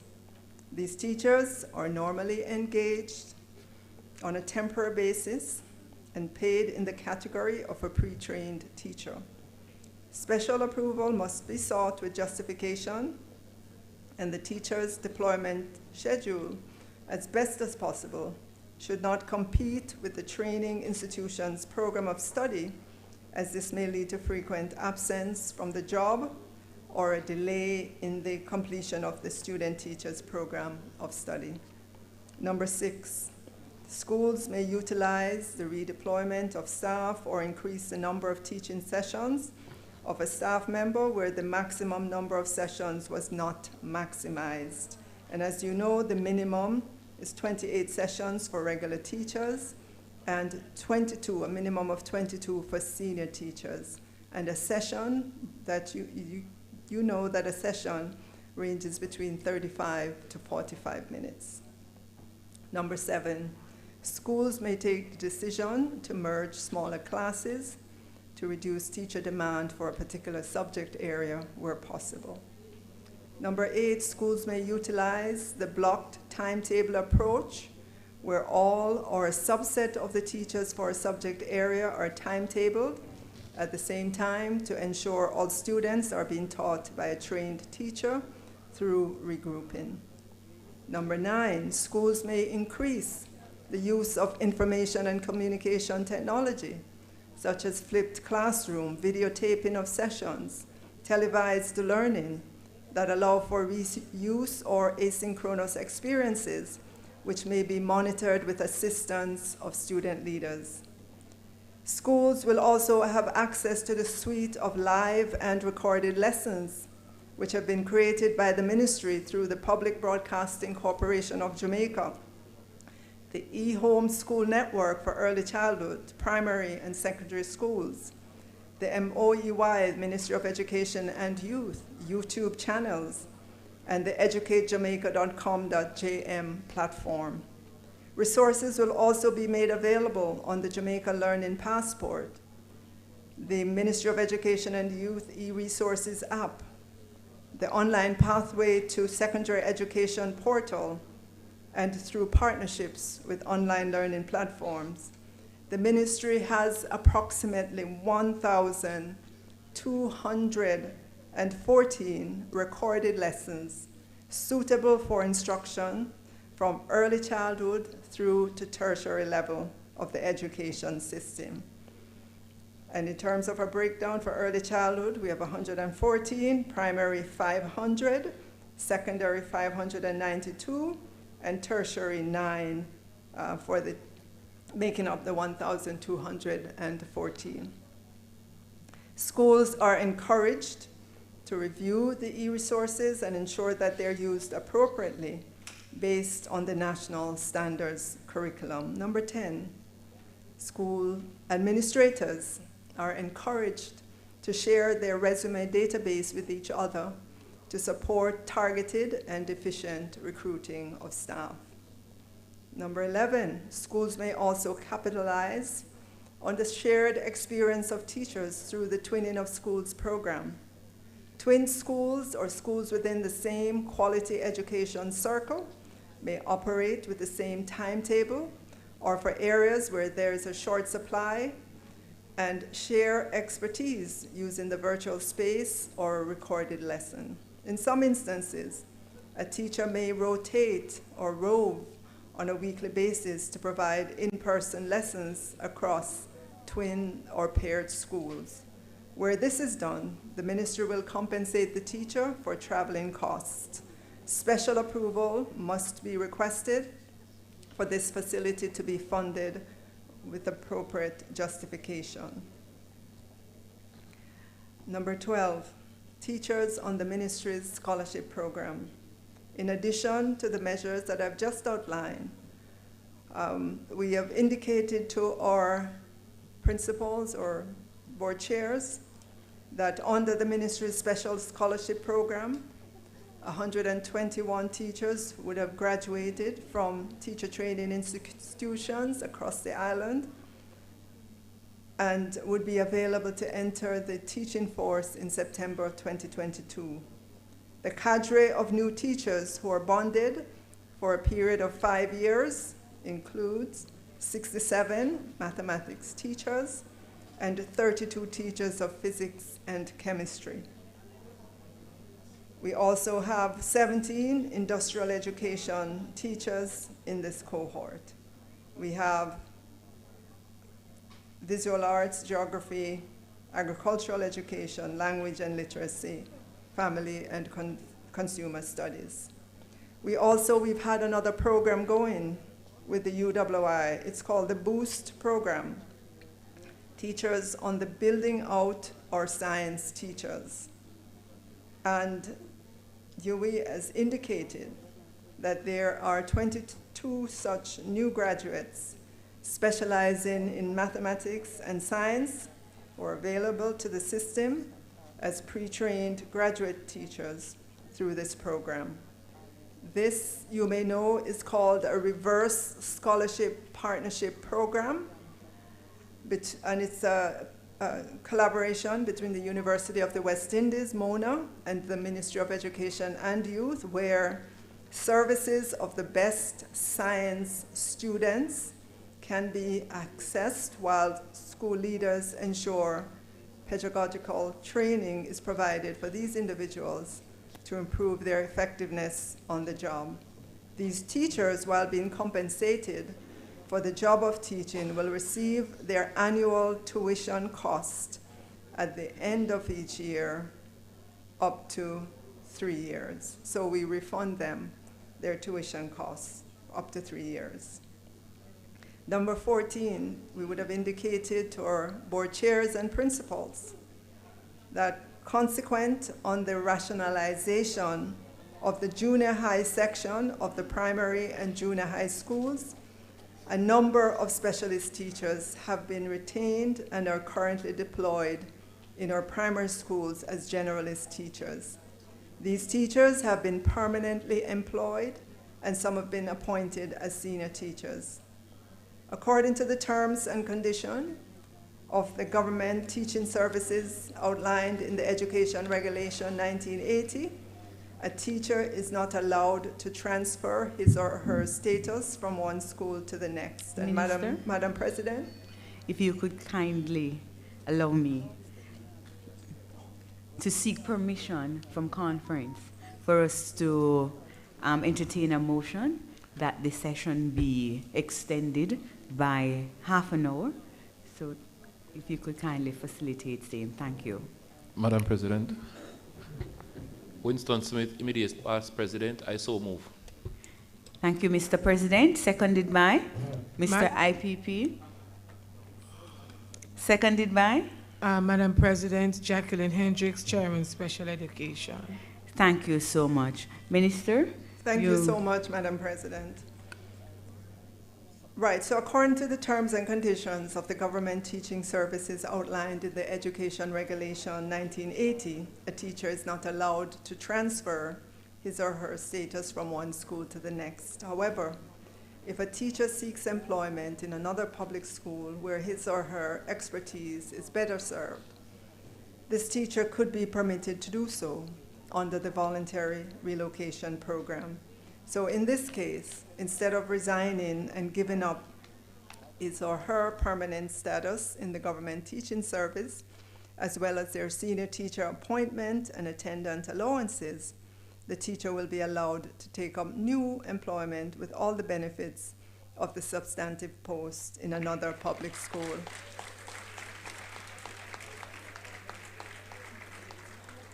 Under this facility, the school board employs the teacher for 1 year of service. The teacher must be employed in a clear vacancy, after which the school board that recruited the teacher may decide to retain the teacher permanently with all the benefits earned intact.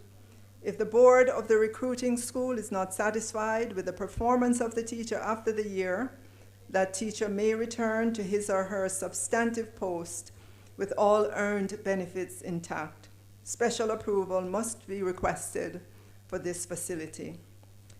As you know as well, getting to number 15, the Ministry of Education and Youth has recruited Cuban teachers, as we have done for several years, to teach in the government teaching service in accordance with the cooperation agreement between the government of Jamaica and the government of Cuba. based on the request from principals of primary, secondary, and tertiary institutions, 70 teachers, new and returning, have been employed to teach Spanish, chemistry, mathematics, and physics accordingly. The participating schools have been advised of the support as per their request and are being reminded to prepare to receive these teachers for the start of the new school year.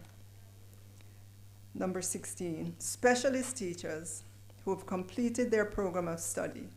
School leaders are asked to note the reported list of 964 specialist teachers who would have completed their program of study and may be available for employment in the government teaching service. The ministry is aware that the nuances on the ground are many, and therefore we encourage our school leaders to make contact with their regional offices to explore other creative approaches to ensure that teaching or contact time is maximized at the school level.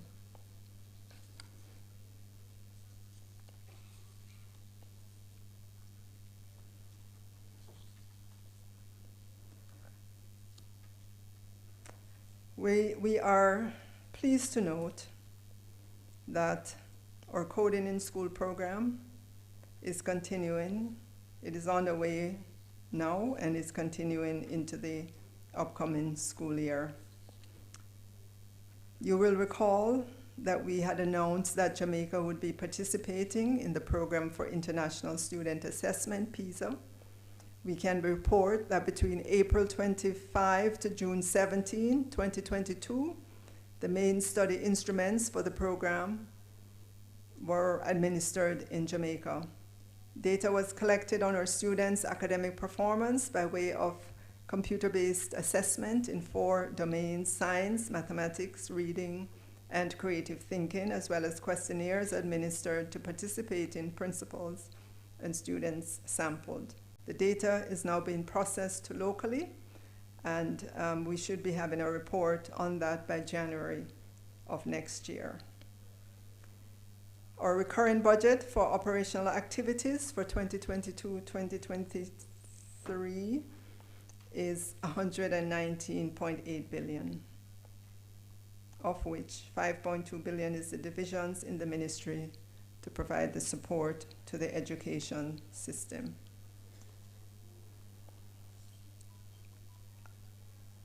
With Madam President, with regards to some of your remarks or questions, let me go down the line. Furniture. All our furniture that we're procuring is locally produced by our schools or other providers. All canteen grants, all maintenance grants went out. Yes. All monies for summer school are paid, and I'm getting these messages directly from our finance and accounts department. A few, well, it says here, let me finish what was written. A few of them went back because they were missing information. All right.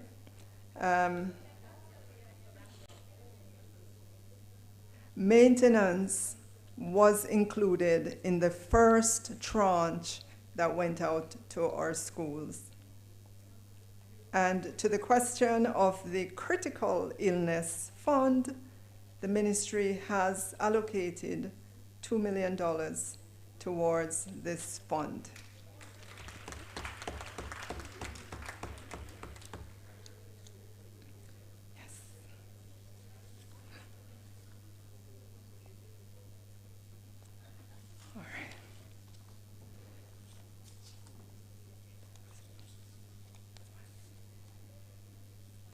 All right, so teachers, we know that you continue to have concerns about your remuneration. Of course, that is not a topic that I can respond to. The Jamaica Teachers Association has been diligent in its advocacy on your behalf. But what I can speak to this morning is your overall financial wellness. Last night, while I had the opportunity to sit with Secretary General, I was going through your booklet, and I note that you had a financial seminar last year. And I had a conversation with him. And I said, Mr. Jensek, we need more financial seminars for our teachers. We need them specifically for our teachers so we can help our teachers to realize the dreams that they have. We can help them with their financial planning. We can give them advice in terms of expanding income sources. And already I am in conversations with our financial services sector to begin to put together a program, Mr. Jensek, so that we can bring more information to our teachers about their financial wellness. We want our teachers to be very conversant with terms such as their risk tolerance. What is your risk tolerance? Are you a conservative investor? Are you a moderate investor? Are you an aggressive investor? What is your time horizon? How much should you have in the bank as your rainy day fund, right? Those are all the things that I would love our teachers to be conversant on, if you're not already so.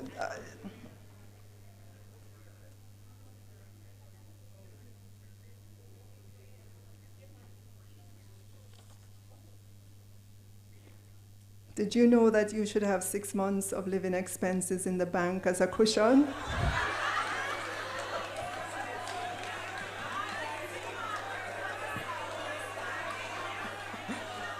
All right.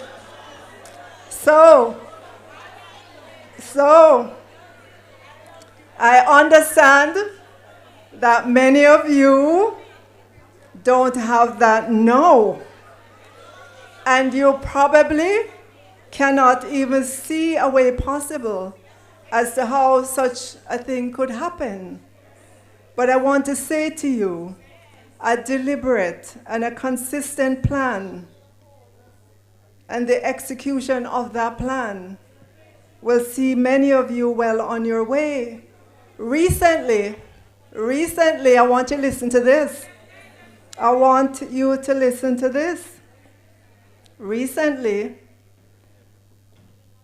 a company called One on One, and many of you may be familiar with that company.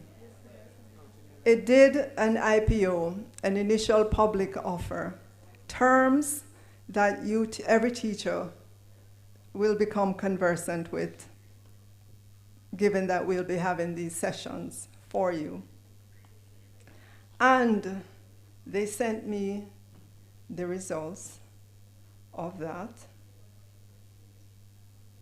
And I want to share it with you. 25% of teachers, well, let me tell you what they did. No, these are just global numbers. They didn't give me the names. This was such an historic moment. Here is a company that listed on the stock exchange, and it sought to put aside some of the shares specifically for teachers. Yes. 30 million was reserved for teachers, and teachers took it up. Yes, more than that. At the top end of it, there were teachers who applied for up to 1.6 million shares. Yes. So, teachers, I want you to be so successful in your financial affairs that when recruiters come calling, you say, wait a minute, I have my house already. I have my cars, maybe 2 or 3. I have my church family. I have my community. I have my insurance plans. I have my financial portfolio. I know my risk tolerance. I know my time horizon. And I have my Lord and Savior, through whom all things are possible. Right? So teachers, this is something that I would like to do for our teachers to ensure that you are empowered with this knowledge, this financial knowledge, to help you. And I will be appealing to companies to see what they can do for our teachers. And I see a question here. Oh, just nutrition.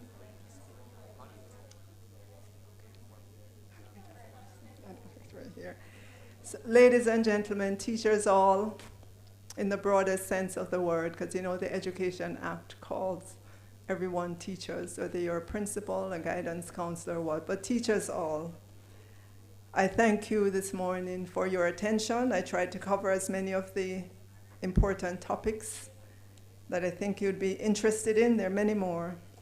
But we will continue to work with you, with the new president and her team, to ensure that we continue to have an open dialogue.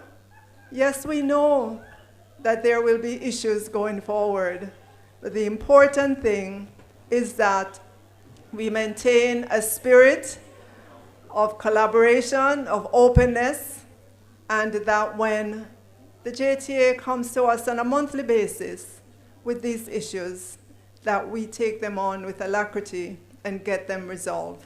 Because after all, it's your lives, it's your personal lives with which we are dealing with these issues that come to us. So, ladies and gentlemen, thank you so much. God bless you as you depart and go back to your homes, your schools. I know that God is with you. Keep you safe and secure. Thank you so much.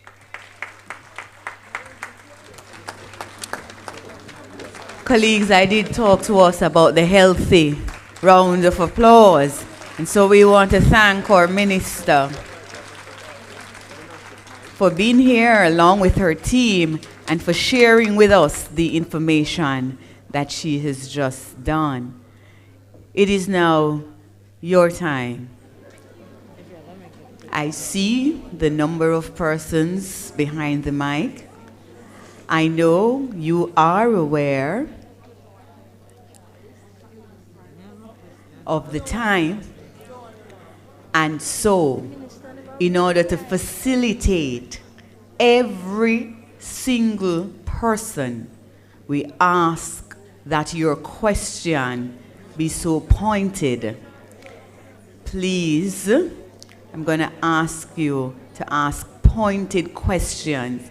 And if you've heard your question or one of your questions asked already, kindly move on to another question, okay? So thank you so much, colleagues, for your compliance.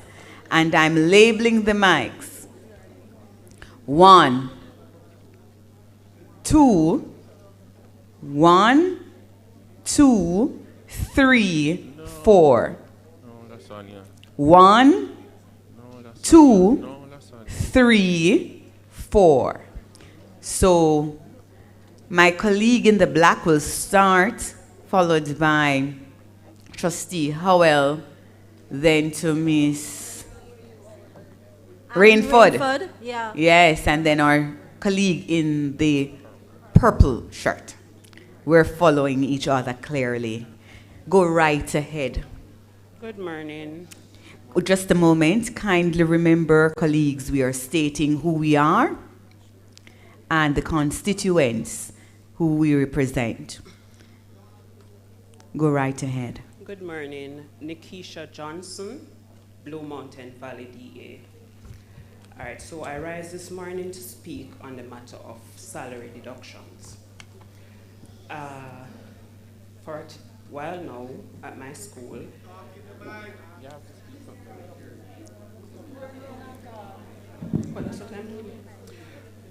all right, so our deductions for some years now, we have a situation where they are not being paid or they are being paid over late. And this includes loan repayments, insurance, savings, mortgages, and so on.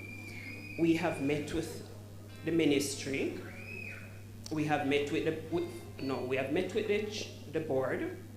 We have met with the ministry. We have spoken to JTA. We were promised that come March 2022, this issue would have been corrected. We're in August and we are still having the issue. So I don't know what is happening. We work for our money. Our salary slips show that the money is taken out for the different institutions and they're not going over. My last check was yesterday with TIP and the problem still exists. There's a colleague who has up to $200 and something thousand of arrears and late payment. We are tired of the promises and we want it to be fixed. Thank you so much, colleague, for that. And I underscore that with a colleague who came before us applying for a scholarship, who was literally in tears because she too was suffering from such a fate as a result of the late paying over of the deductions. She is in hundreds of thousands of dollars in arrears. And she has to be paying that. Minister, or financial wellness will not be on a good track if that continues.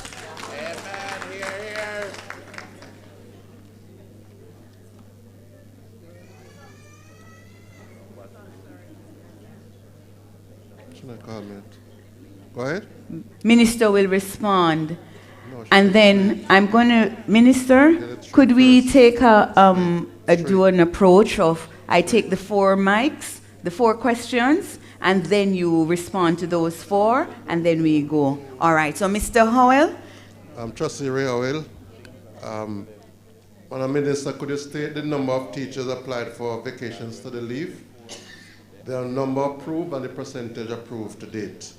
2, you have indicated that we have approximately 3,000 basic schools. We have put approximately 50 into infant department. It means that it would have taken 30 years to reach that. What is the timeline for conversion of basic schools into infant department? Because unless we deal with it, they will have a problem in the other section. And third, quickly, you started the restorative practice program July 14, a good program. Can you look at the possibility of joining with the JTA, the Ministry of Justice, in training 200 certified mediators to assist with the issues in schools? All right. My time, Doran Allen Rainford and Kingston North Central DA. I note, Madam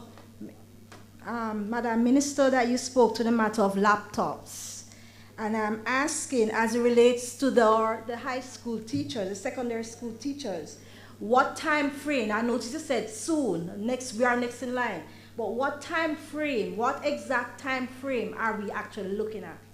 I also noticed in your presentations, question 2, that you spoke to the matter of teachers being more financially secure and knowing about investing options, etc.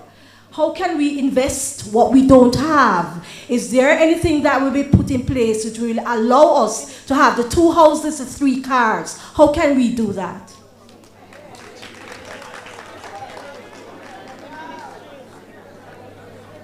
Mic 4.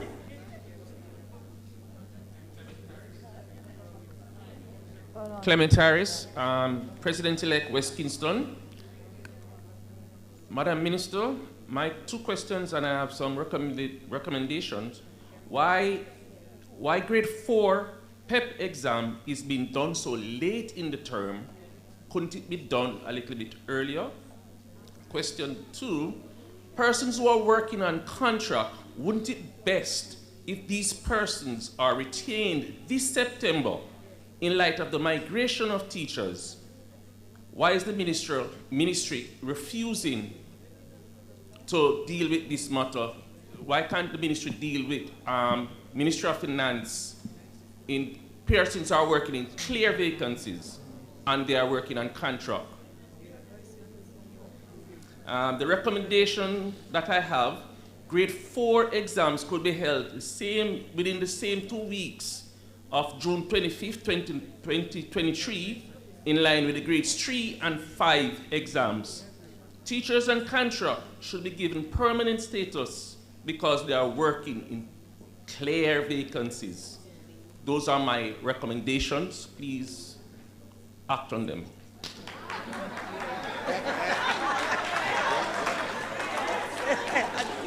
Thank you, my colleagues. That's our first round of questions. Minister, over to you.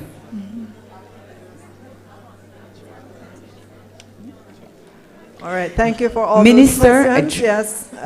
Just a Lakeisha? moment. Yeah. Public sector, public announcement. I ask kindly, colleagues, the time has passed for us to have checked out of the hotel. So if you could do so very discreetly and at different intervals so we don't all leave at once. Thank you so much. Blessings. Go right ahead, Minister. All right, so Ms. Nikisha Johnson from Blue Mountain Valley. You asked about deductions paid. Why aren't they paid over on time? I would love for you to, I know you've said you've been at the ministry and you were given a date of March of this year, but I will take it up with our team. I'd love to get your information on that because it sounds like something very specific to you. No? It's a school challenge and other teachers as well, Minister. Is it a Bursa paid school? It is a Bursa paid schools. Yes, it is. So we are doing a comprehensive audit of all our Bursa paid schools because this seems to be the problem, a recurring problem, in order to address this issue. But just so you know, eventually there will be no longer Bursa paid schools. All our teachers are going to be paid centrally by the Ministry of Education and Youth.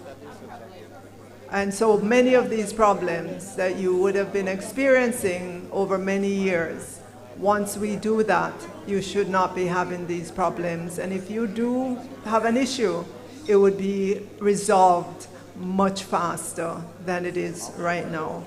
And we are actually in the process of implementing that. May I ask a follow-up? Go ahead. Right, you said very soon. How soon? And should we continue to suffer like this until No, that is done? That's Nikisha. Right. Nikisha, I'd love to get your information. The ministry is blaming the school and the school is blaming I'm the saying that I would love to get your information, your contact information, so we can follow up on it specifically to your situation. So don't leave today without giving us a contact number.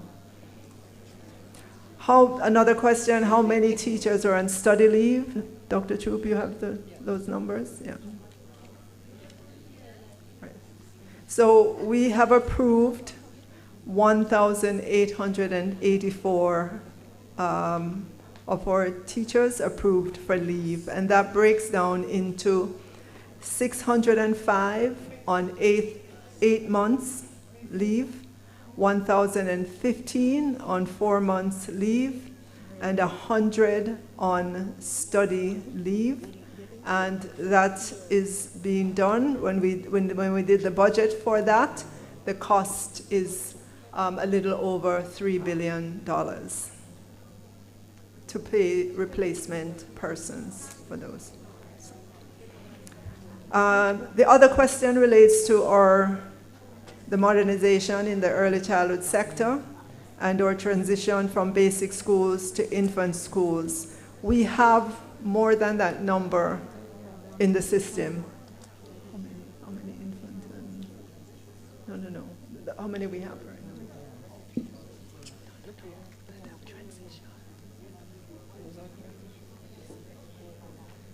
The number that I gave you is just for this year.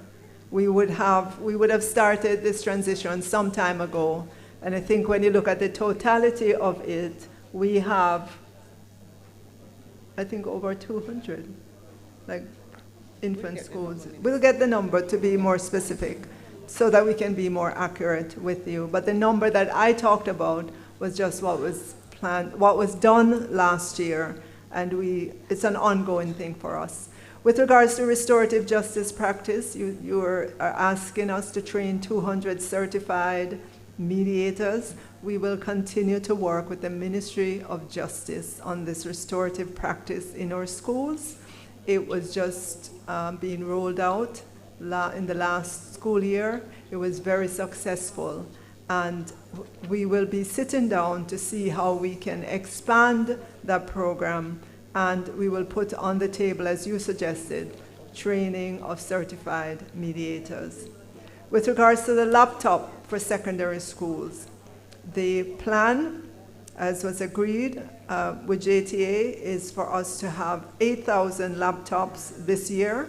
The cost for that is about $800 million, and to follow that with another 4,000 to complete the commitment that we've given. Why the grade 4 PEP exams are done so late? Wouldn't it be best if persons are, oh no, that's a different question. Dr. Troop, or CEO, why are the grade 4 PEP exams done so late? What?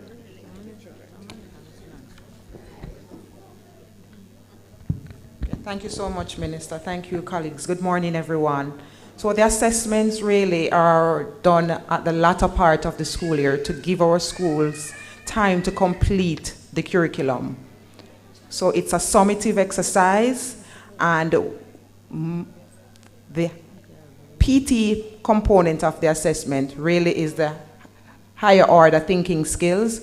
And so our teachers need time to complete that component to get our students ready for that. So we have given us, and you, the students, and the teachers, enough time to take as much of the contact experience as possible for us to complete the assessments. Very important, because how the curriculum is designed, the third semester or the third unit, the different sections within the units, that's the area you focus mostly for the higher order thinking skills, the critical thinking skills. And so you need time to explore that, to expose the children to that before you put the children under a national assessment of this nature, which is really high stake, because those scores will contribute to the final placement score for the students at grade 6. Thank you. Thanks. So continuing to come, I think I have a couple more questions. Oh, Dr. Troop, sorry, the 4 exams, did you speak to that? They had said to be had in the same week.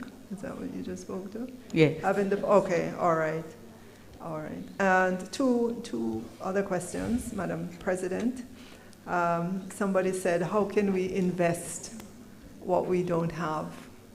And I'm saying to you, if you begin a process of getting trained in the financial area to understand your own personal finances, I guarantee that you will get ideas as to how you can create something out of what you might think is nothing right now. The important thing is that you have this exposure to this knowledge, and you begin to put a plan in place and execute on that plan. And the last question was the teachers who are on contract, shouldn't they be employees? The teachers are on contract and in a clear vacancy. They're in a clear vacancy. Right.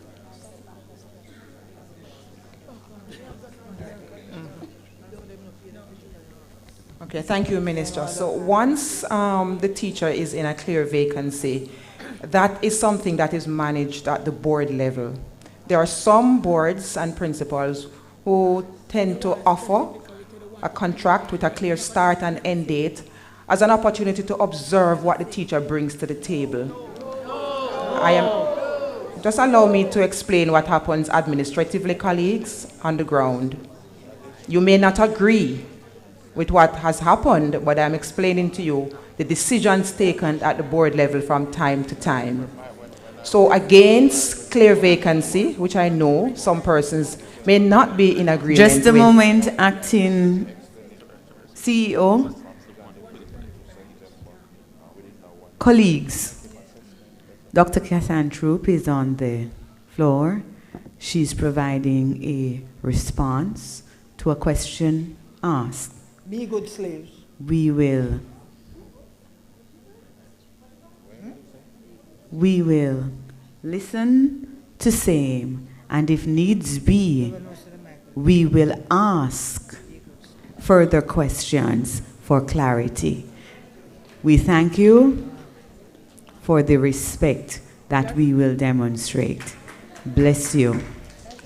Thank you so much, Madam President. Just for clarity, so teachers are employed using our 503 forms. You're familiar with that. It's a formal contract with a teacher signed by the board chairman, the principal, and it comes to the ministry for ratification. We have clear vacancies for that.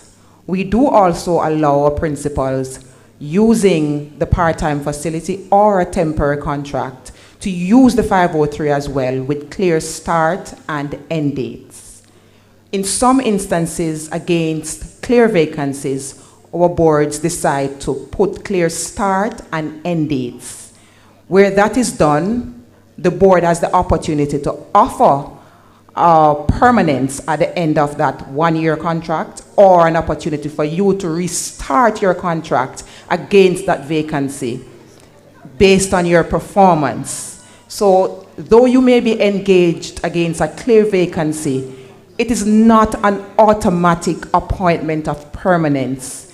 Teachers have to perform, right, according to your agreement at the beginning of your jobs. The appraisal process requires clear pre-conferencing, an agreement as to what is the standard of excellence in this school, what is it that you're required to do as it relates to teaching, what are your non-teaching contact responsibilities, how you perform with the sports day activities, the informal activities, etc. Those things are discussed at the end of your contract. Where the board is satisfied with your performance, they may offer through a recommendation to the ministry that you may be permanently appointed. But the board retains that opportunity to determine your effectiveness at the end of the responsibility at the end of the agreement based on establishing a clear start and end dates. It's not something that is you're familiar with. It's something that is recently done, and this is why you may be unfamiliar or you have a query concerning that. This is something that the ministry has been talking to our boards about, and we ask that there's clear conversation and clarity on the ground when teachers come into those arrangements.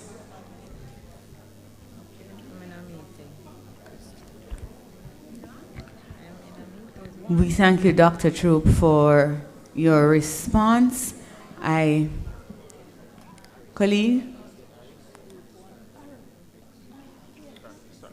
Okay, thank you so much. You can seek further clarity thereafter. On the matter, Dr. Troop, of the explanation why the exams go into end of June, might you also consider that many schools have end of year exams before, and once that is done, the students go into a mode that school is. And so you perhaps would consider that because it is something that affects also. So try as we may, teachers, in terms of trying to continue to engage and prepare, we also have to think of the mindset, the mode in which the students fall themselves at that period of the school year. That said, I'm going back to mic 1, 2, 3, 4. Good morning, colleagues. Good morning to those on the head table. My name is Keisha Hale. I am the principal of the Padmore Primary School. Representing which constituents as a delegate? St. Andrew Central. Thank you. Now my question is to the minister. My school was labeled the worst performing primary school 11 years ago. I took on Excuse me, Miss Hale. Excuse me? You did confirm you are a delegate from which district association?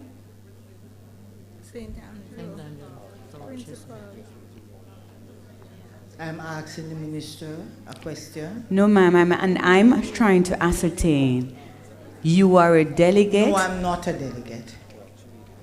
So if you're I'm a principal of a primary school. I am fully aware of same colleague from Padmore Primary. Mm-hmm. In light of the standing orders and the rules of this association, if you attend the conference not as a delegate, then you seek permission from this conference if you're allowed to speak. Oh.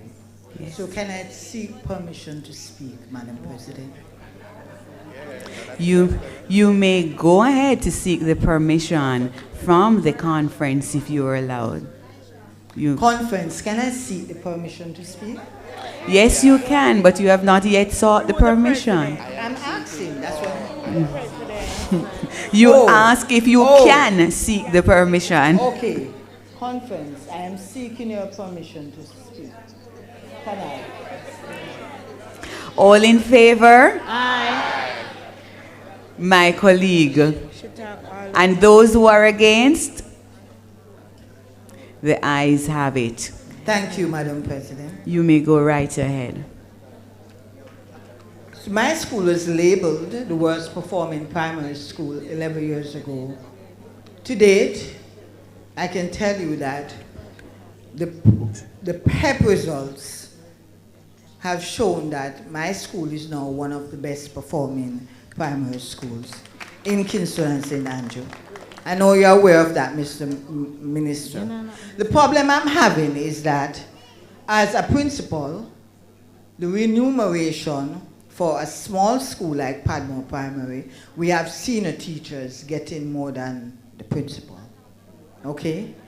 And I am saying that as a teaching principal, because what I had to do is that I have to teach in the days and mostly do principal work in the night.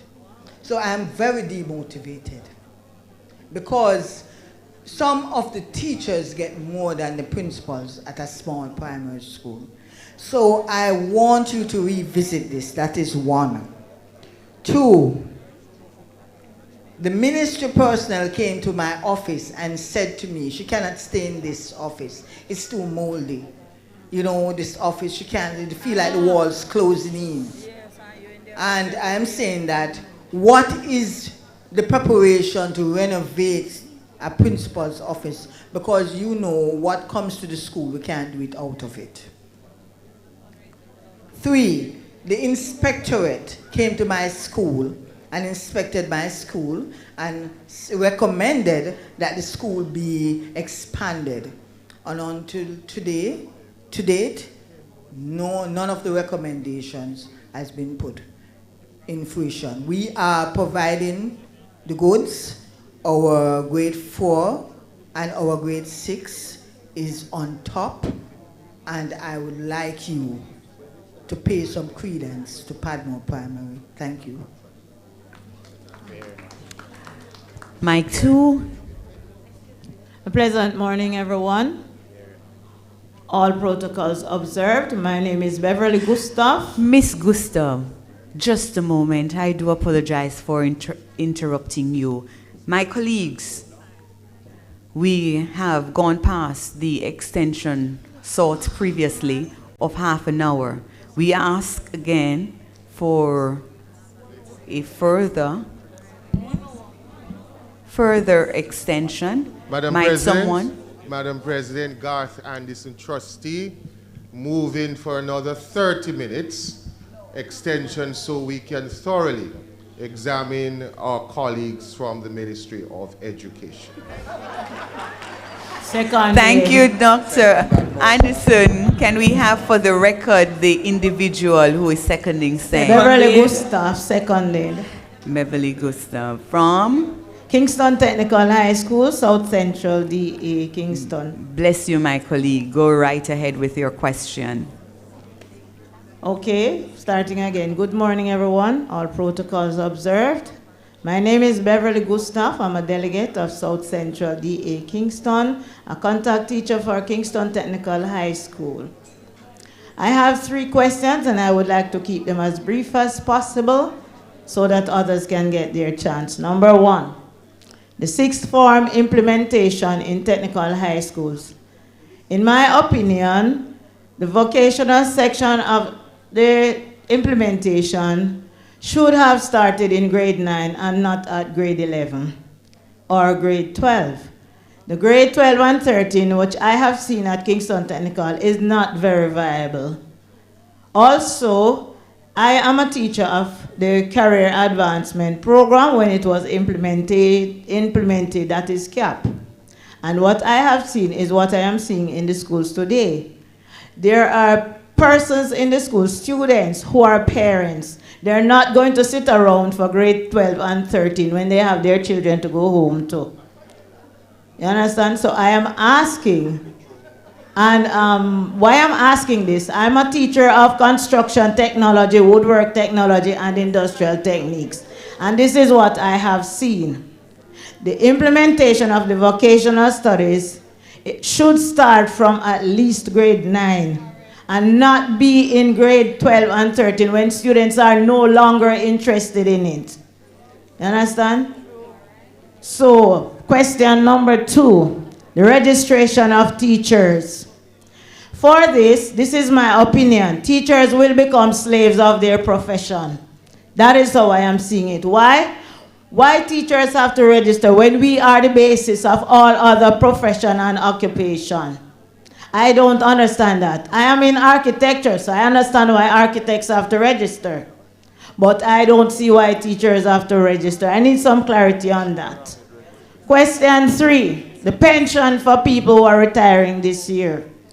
How are they going to get it and how soon? Will it be 6 months from now, a year from now, or will it start in September? Also, will it be a lump sum and a monthly payment, or will it be just monthly payment? I thank you very much. Have a great day. Thank you, colleague Gustav. I am now at mic 3. Good day, colleagues. Antonio Baker, Portmore DA. And address Madam Minister. I like that you buttered up those that are at the conference when you began to speak. I do hope, though, that you and our president do not become friends in a tenure. And I say that because we at JTA are a union, and you, Madam, the Minister and her ministry, are our taskmasters. Therefore, while there should be a good partnership, I do hope that a friendship is not formed, because that can set the basis for a conflict of interest and nepotism. With that said, I respectfully say that. You said that where the Teacher Services Commission is concerned, that everything is how it should be. Madam, I want to bring to your attention that many of the schools have outgrown their establishments.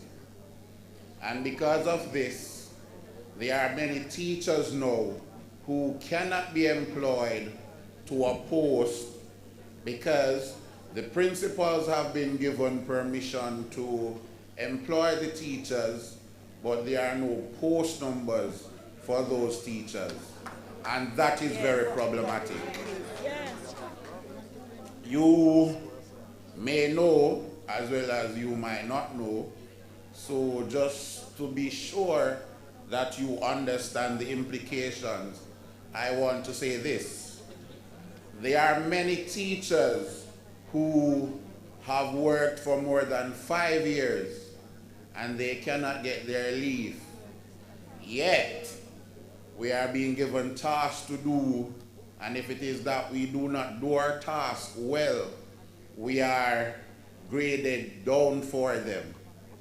You speak about health and wellness. Please, madam, ensure that you seek to fix this problem.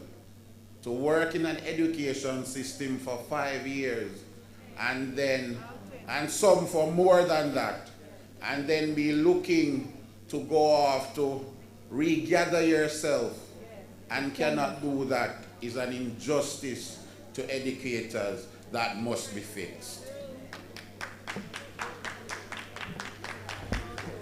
Good afternoon. Good afternoon, Pansita Walker, Kingston, South Central, DA. The questions I have, and I have a few solutions for two things. Some recommendations, sorry. Teachers on the 1 to 25 ratio, Madam Minister. The post numbers for these teachers, they are needed from the Ministry of Education in order for them to be qualified for tenureship. I'm sure we are losing some of these teachers on the 1 to 25. I want to make it clear that they have been shifting around too much and it is really disheartening. A suggestion, read the furniture issue. We have so many high schools that does carpentry. They have carpentry in the schools are doing. Could you not contract the making of the furniture, especially for the early childhood and other grades, to get the work done in Jamaica? So it will be good to buy Jamaica, build Jamaica ground instead of waiting on Japan and all over the other countries to import furnitures. I'm not sure if it is done here. She said some import will be coming, shipment will be coming. So I'm saying, these, if you would do it here as well, it should be, you wouldn't have to wait too long if you contract these things in the island. Regarding our pay stub, I'm not sure if everyone else seen this. I need some clarity on the section of our pay stub that reads temp or contract. Not sure what that means. It wasn't on the, when we used to get physical pay stubs, it wasn't there. Just since we go to the MH, the R+, it's there, temp or contract. So we need to know. All right, you said based on the survey, our teachers said they needed training and so on. Based on our survey here, our teachers of the Jamaica Teachers Association gets training in all areas, and that's a plus for JT. And we could easily be called the JTA University for teachers. I'm yet to receive my JTC certificate for training in the use of the Google Suite. And that was from about 2020 when I finished. I've not received mine. JTC and the Ministry of Education, that big training, that went on, I've not received my certificate as yet. All right. Thank you. Thank you so much, colleagues. So we'll now allow the ministry to respond to that round or those series of questions.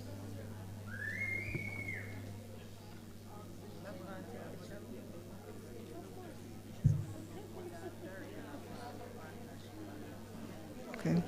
I'll ask our PS to speak to the Padmore Primary School issue. Thank you, Minister. Ms. Hales, let me just personally congratulate you on the movement in Padmore.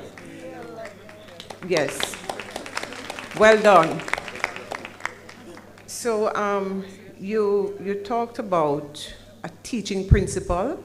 It really is a problem in our multi-grade schools, but based on the discussions with the Ministry of Finance and the compensation review team, I believe this is something that will be addressed and will continue to be addressed until we remove those anomalies from the system. So we understand, and I really am looking forward. JT has brought it to the table, and we're in discussion because as a ministry, we agree that we need to regularize those sorts of arrangements. Thanks again, Ms. Hales.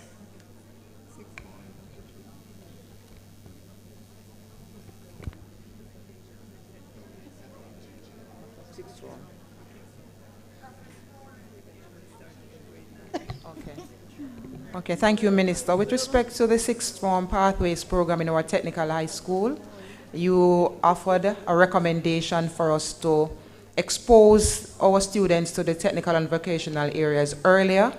And that is not something we are averse to. In fact, in several of our schools, I see Mr. Phillips there and other principals in the audience, the autonomy, and creativity really resides at the school level for us to refashion or we offer the program based on the students at our levels. So based on what you get, you can decide to start your upper level program at grade 9 to have earlier introductions to the subject areas. And we have done that before. There are several schools that are doing that. Other schools, based on the level of the students, they start it at grade 10. So we do accommodate for that. And so we look specifically at our technical high schools in the near future. Minister started a discussion with them already, and they're actually in the process of transforming with us the TVET program going forward. So we're developing a model coming out of consultations with our technical high school principals. So you should hear more about that in the near future.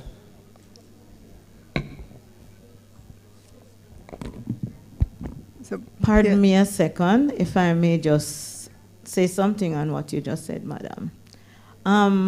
Actually, in my school, I personally start the TVET implementation in my school. Sorry. I am so sorry. My deepest apologies. I am Beverly Gustav. No, Miss Gustav. You have asked your 3 questions. I ask you so kindly because if each person is to return to the mic, a follow-up, we will not leave here today. So I ask you kindly that you would do that exchange or thereafter if you're so able to receive the audience of the permanent secretary. Yes, ma'am. Thank you. Thank you very much. You're most welcome. Thank you. So there was a question with regards to pension for retirees this year, if it would be lump sum plus monthly payment or mostly monthly payment. P.S., could you speak to the pension issue? Okay, thank you, Minister. I'm not sure what the delegate was asking, but I know in some instances the matter of pension and the turnaround rate is an issue, Minister. We're working on that through the implementation of the MyHR Plus, but on a regular basis, what I would say to the delegate is that once your service record, and please, this is something that we need to talk about as a group, check to make sure your service record is in place and there are no breaks. And once that is done, and the Ministry of Finance, which does the payment, gets that, then you will receive a lump sum payment and later on a monthly payment as you so desire. I think there are other options now available, but that is based on discussion with the recipient of the pension payment. I hope that is helpful.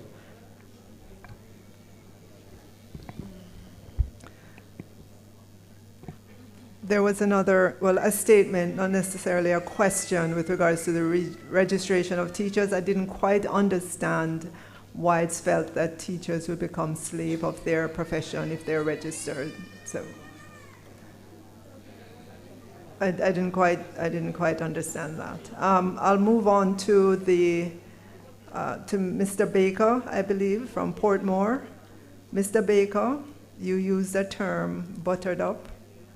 No such thing. There was no buttering up going on here. I was simply making the point that the Ministry of Education and the Jamaica Teachers Association, we have a common interest in serving in the education sector, serving our students, and to the extent that there are issues that the JTA brings, it is our obligation to attend to those issues as quickly as we can. I fully understand that JTA is an advocate for its members, and that from time to time we are going to have differences.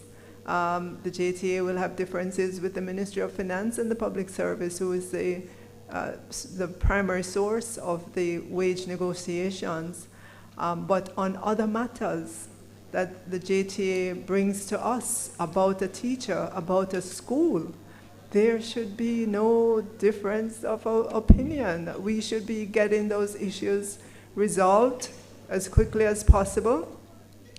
If there are things preventing us from implementing because we don't have the information or whatever the matter is, those are things to be discussed in a cordial way as possible, and to get the resolution for those.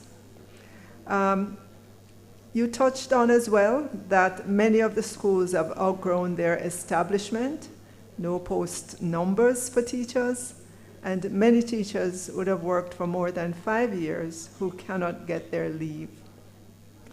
I will seek additional support from PS and Dr. Troop, but let me say, with regards to the leave issue, I would have indicated that 1,884 persons were approved for leave.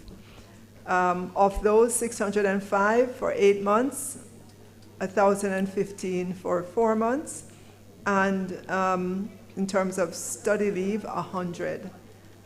This year, there is nobody, Dr. Troop, I understand that nobody who appealed, who did not, we did all of the appeals that came to us this year.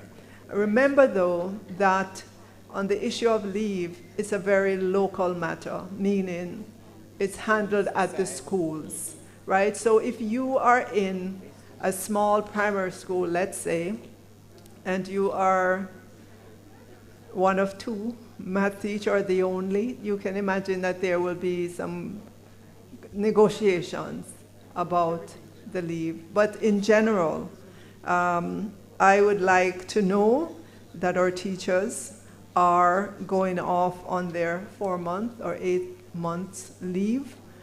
It's a benefit that you would have accrued over a period of time. There is no effort on the part of the ministry to hold up that leave for our teachers. Our only constraint on a year-by-year basis may be budgets, but I have not seen that since I have been at the ministry. We endeavor to ensure that our teachers get their leave. But again, if you hadn't, it might be a local school issue, and we would love for you to bring that to our attention, because I've heard in the public domain complaints, and we'd love to know, either through the JTA or through your own contact with the regional, your regional office, or to us, what is that personal situation that you are enduring at your school. It is not our intention at all to deny you your earned leave. You touched as well on the situation of post numbers for teachers. It is a vexed issue, and it's one that I was updated on when I started at the ministry. And there are a number of reasons that gave rise to the situation where we are currently. And I said to the team, as we began the implementation of the My HR Plus, which is an HR and pension and payroll system, please do the research and let me know how many of these situations exist so we can take it through the processes and get those postcodes for our teachers. They need certainty in terms of their future. There are benefits that are not accruing to them because they don't have the postcode. And I can tell you, we have never been closer to getting that resolved than we are today. I don't want to put a date forward, but to say to you, this is something that I personally took on. I said to the team, it doesn't matter how ugly it is, it doesn't matter how large the number is, let us put the data together. It's going to require a submission to cabinet. We are at the last 2 steps in the process. And I would say this year, we will be able to come back to you and let you know. The furniture issue. 8 schools are involved in making furniture. Mouchette High, Central High, Ocho Rios High, Stats, Belmont, Vertec, Orocabessa High, and Port Antonio High. We did not bring in any foreign furniture this year. We've depended on all our schools. And then on the issue of the pay stub, do you have an answer to that as to what is this temp or contract that's on the My HR pay information? Does anyone know what that is? We're not quite sure yet, but we're hearing from the team in finance that it may relate to the apps coaches or no. It's on everybody's. It's on everybody's. Yes. Okay, it's something we're going to look at internally to see if My HR Plus is putting a designation for a particular reason. We will get back to you on that one through the union. Then there's a JTC certificate. Yes. So I have 2 bits of information for you, Minister, through you. For if you've not received your training certificate, your certification of training from the JTC, please just drop an email to winsome.gordon@moey.gov.jm, please, and we respond to you promptly. Thank you, Dr. G. Also, for Ms. Hales, I left off a bit. I'm sorry. I am informed through the Technical Services Unit that Padmore is actually on a list of schools to be repaired in this year. So, for your information. Please go ahead, Madam President.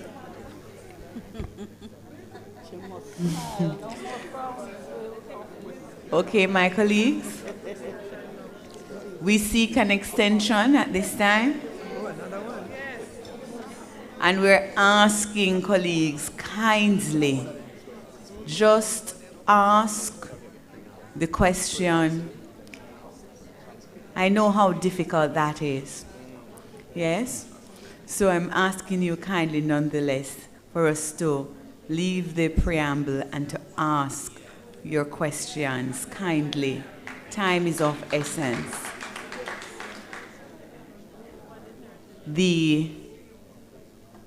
Mic 1, 2, 3, 4. Round of questions.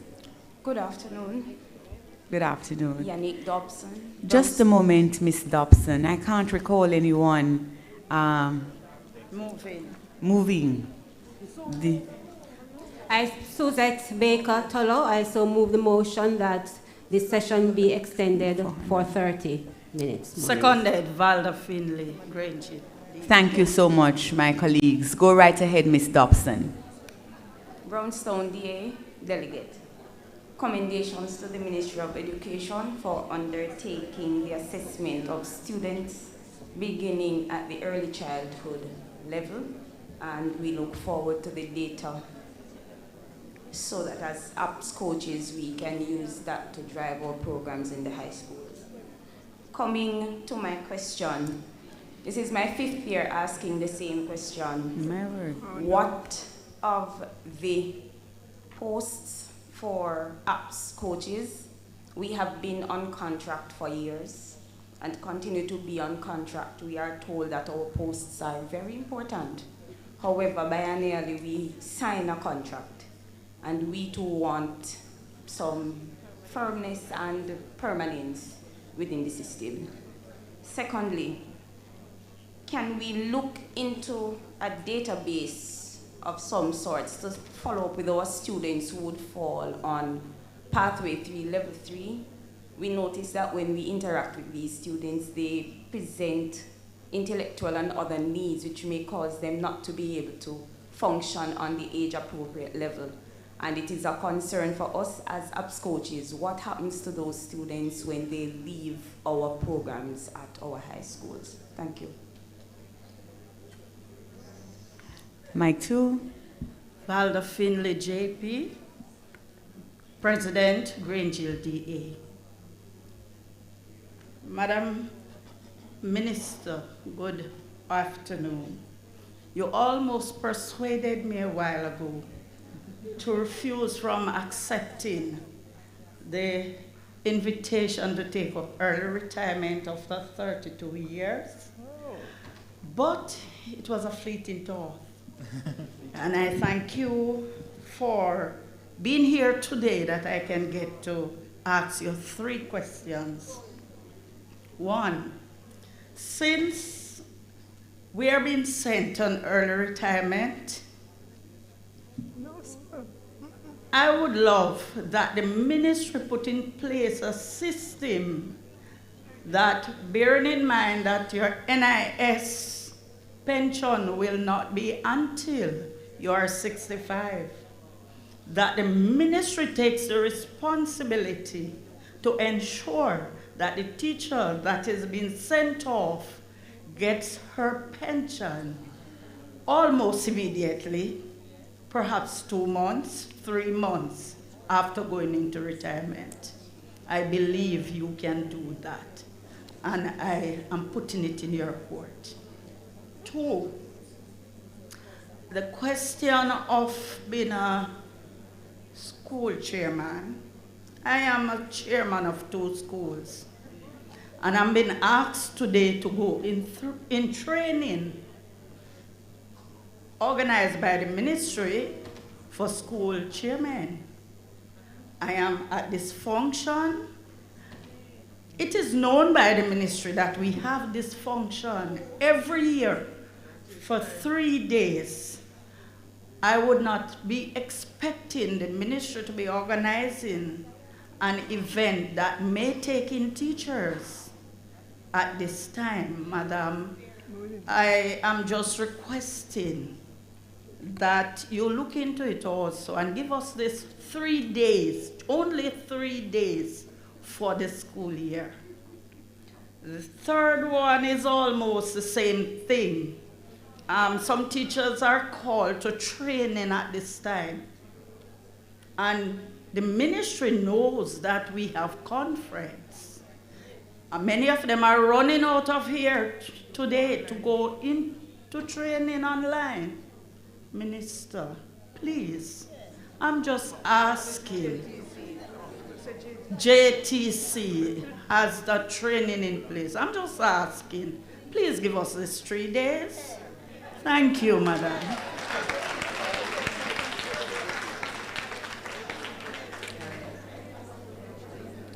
Mic 3. Suzette Baker Tolo, Maypen DA, Madam Minister, let me commend you and your team for the modernizing of the early childhood sector. My question and my suggestion will be pertaining to this sector in order to give support and guidance to the continued modernizing. So, question 1. As it relates to laptops for early childhood practitioners in the standalone infant school,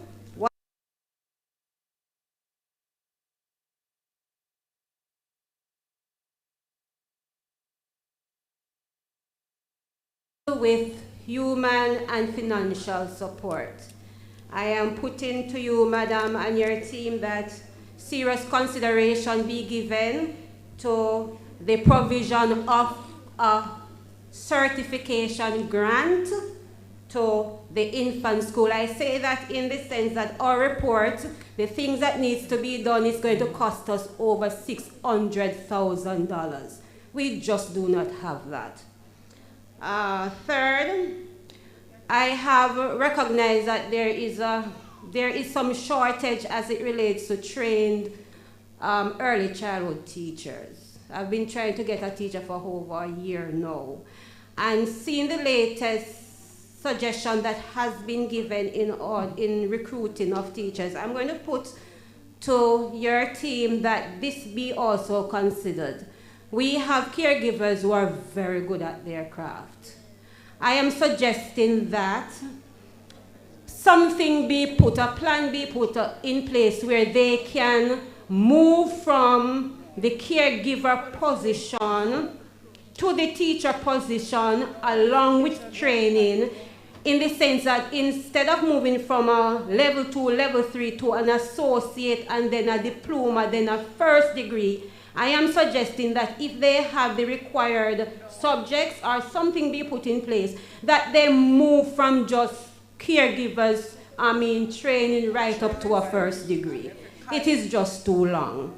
And finally, and this is in the secondary one now, I think maybe you may have mentioned it, but I'm not quite sure, so you can revisit it. Those teachers who did extra lessons, the homework program, were they paid? If they were not paid, what can you say about that, please? Thank you very much. Thank you, Mike 3. Mike 4. Cecil Donnell, Linstead DA, Principal, Guysville High School. Minister Williams, can you give us an update on the rollout of the broadband internet in schools? We were told not to enter any further contracts, and we're not sure of where we are in that process. Secondly, I know there are many scholarships for teachers or persons who are interested in mathematics and science education. However, when it comes to the vocational areas, we are not hearing much in that regard. And it's a challenge, especially in rural areas, rural schools, to recruit teachers for the vocational areas. In fact, at Guysville High School, for 4 months, we didn't have any teacher for cosmetology. So we're asking that we look to see to what extent we can increase the number of scholarships in those areas. And with regards to the submissions of documents for teachers on the sixth form integration program, we know there was a change in policy which we want to commend the ministry on. Instead of submitting the documents every term, we now submit it once, and it makes it much easier for the teachers to be paid in a timely manner. And I'm asking and at least suggesting that we continue that directive for the new academic year, so to make it much easier. Our teachers have been asking for quite some time what's happening with their laptops. I'm happy when I return to my staff meeting, I'll be able to tell the teachers that these are on their way. Thanks.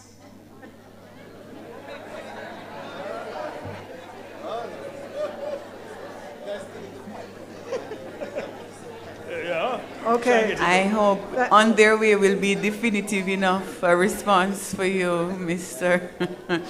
Minister. I think it's over to you. We have taken thank 4 you. mics. I'm going to start at the bottom. With regards to the laptops, remember that our commitment was to complete primary school teachers, and then we move on to the high schools. We're seeing about the procurement for the high schools now.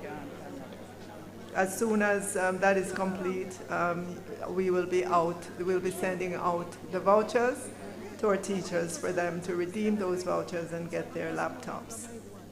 So Ms. Yannick Dobson from Brownstown asked about what of the posts for the apps coaches and the need for a database to be able to stay in touch or identify the students who are pathways 3, level 3. Dr. Troop, I'm going to ask you about the apps coaches.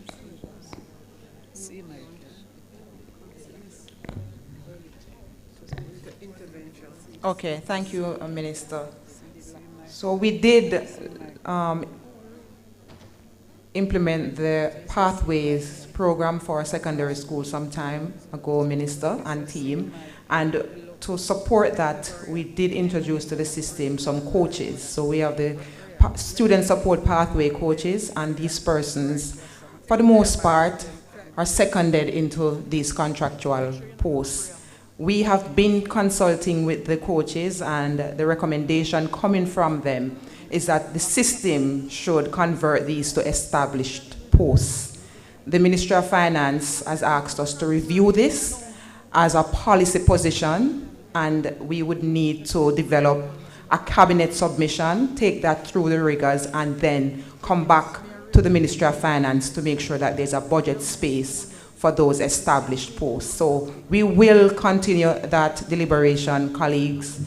As it is now, they were formally introduced as contractual arrangements, and that's coming from the Ministry of Finance is a standard process. You can have established posts, you can have contractual posts. There's nothing inherently wrong with that.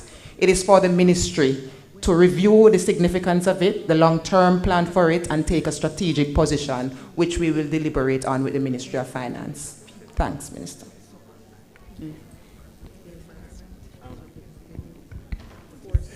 Madam, if I may, please. Dr. Troop, the challenge with the pathway coaches, the fact is that these individuals have been working in these contractual positions for in excess of 6 years. These individuals are not tenured, they are special educators, and they are in very high demand. When they leave a school that requires their service, it is difficult to find a replacement. Therefore, it is urgent that these particular individuals are treated with the highest level of urgency. They cannot get any leave benefits. They cannot access any form of loans from the banks because they have no tenure. So therefore, this is a question that has been on the table for an extensive period of time. And we really hope that there is some resolution in the very near future. I have lost one coach already. I had to make another coach. Tell us about Yes.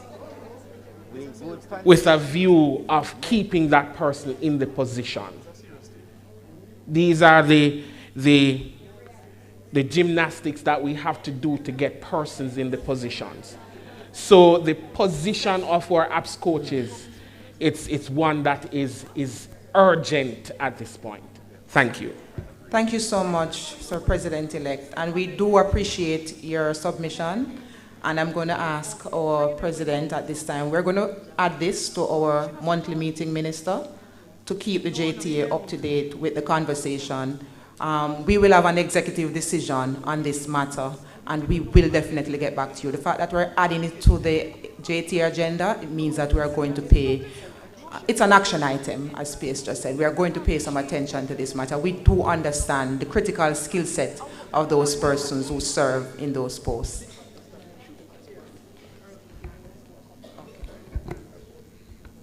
With respect to the early retirement, I was a little bit confused, but we do not send our teachers off on early retirement. That is something that has to be applied for.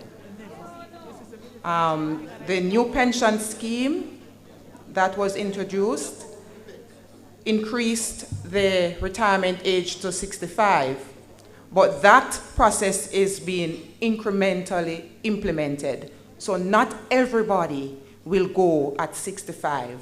Those persons who were born after, I think, March 1, 1963, are the persons who will go off at 65. The other persons are graduated implementation. So some of you will get a letter when you at 62, somebody will get a letter at 63, 64, and once we reach the year of birth at 1963 after March 1, then that's when the full implementation of the new pension retirement age comes into effect. So it's a graduated implementation, so it's not sending you off on early retirement. Those persons who attain the age of 60 and would want to go off on early retirement can apply for that. That's not something we do or take a decision on. And this is something that came from the Ministry of Finance. Thank you.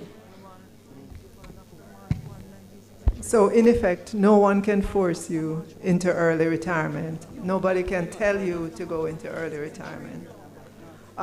With regards to the observation that there was training of board of school chairmen while at JPTA, it was our understanding that all our school chairmen are not teachers. Not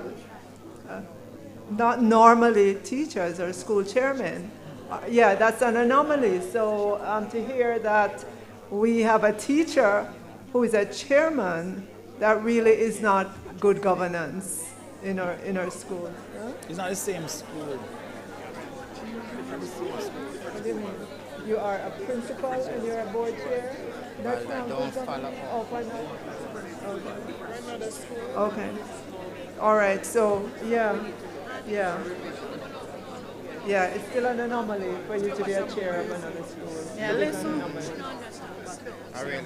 But yeah, it's an anomaly. Just because it's been happening doesn't mean that it is good governance. And as we reform our governance structure at schools, these are some of the things that we have to change to ensure that we have good and proper workings of our schools. So when we had the session for board chairmen, it was not to go up against the JTA conference, but it was because in our estimation, our chairmen are independent of schools, of having positions at schools. The observation as well that teachers are called to training today, as far as Dr. Gordon knows, that there is no training today from JTC. There might be the opportunity for you to just log on and have training. Huh? Webinar. You want to go ahead, Dr. Gordon? Go ahead and answer. Good morning, everyone. It is the policy of the Jamaica Teaching Council, as it is the policy of the ministry, that we do not have training during the period of the General Conference. However, there's an anomaly this year because of the rush to get the Coding in School program completed early. We have had to hold a few hours of training this week. Also, because the training is done in batches, our teachers are then multitask. So some members of the delegations may opt to be in a group that is being trained this week, but this is an anomaly.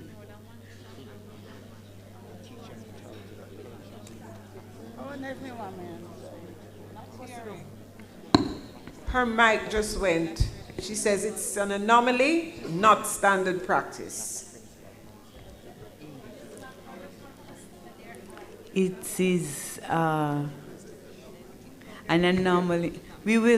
Colleagues, we will chalk it up that it is. We will take the explanation given that this year's slew of meetings slated for this week were an anomaly. We will not see a repeat of same in years to come. Right. So, Madam President, as you know, we would have ended school late. Right? There were a number of things that caused us to end school late, and so that pushed back a lot of things that we had to do. We accept, Minister, and look forward for not a repeat in time to come. Thank you so much. Are we taking the new rounds off, or you still have some? Yeah, I still have okay, some left. you may go right ahead. Ms. Suzette Baker-Tollo, laptops for ECIs.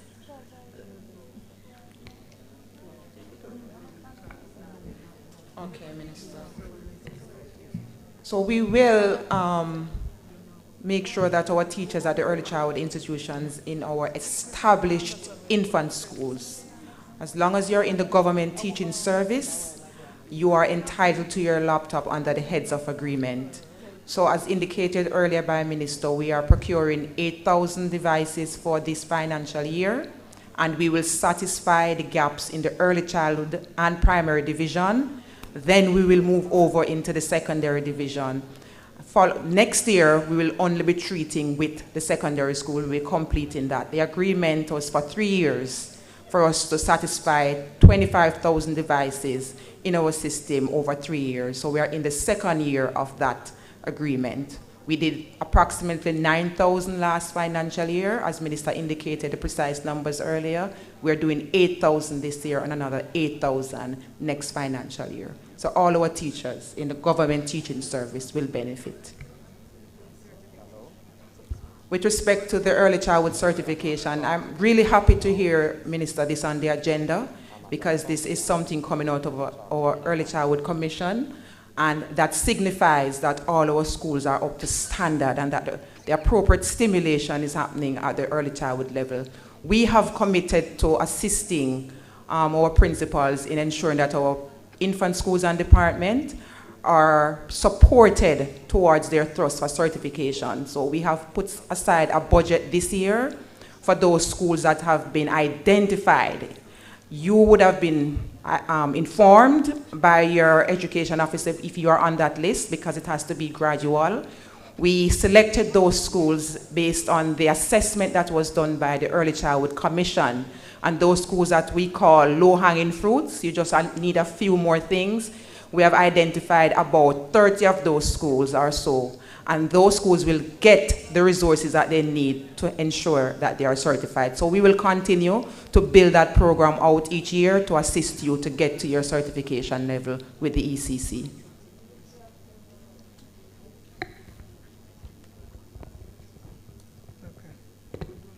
All right, thank you, Dr. Troop.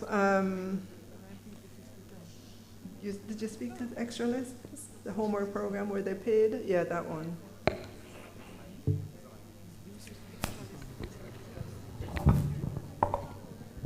Okay, for the extra lesson and the homework program, and let me just register, Minister, my gratitude for the teachers who make themselves available for this. You know, this is a thrust in the international space to extend learning opportunities for our students to recover. And I know the difficulties with our summer school experience, and we really would not want to see that continue in the system. So we have started to compensate. Not everybody. There's an agreement that you will get the money 1 month after the submission. Some persons have started receiving their compensation, others have not. So we are in the process of completing those, and we're also in the process of completing the payments for those persons who submitted their claims on the latter side of August for the summer school experience on this side. So not everybody, I will not say that everybody, Minister, has been paid, but it's ongoing. Before I came to the conference on Monday, I signed off on a set of submissions that I saw at my desk. The principal financial officer is here with us, so I know once we resume duties tomorrow, those things will get priority to catch up with the payroll for this month, for next month. Okay. How about caregivers?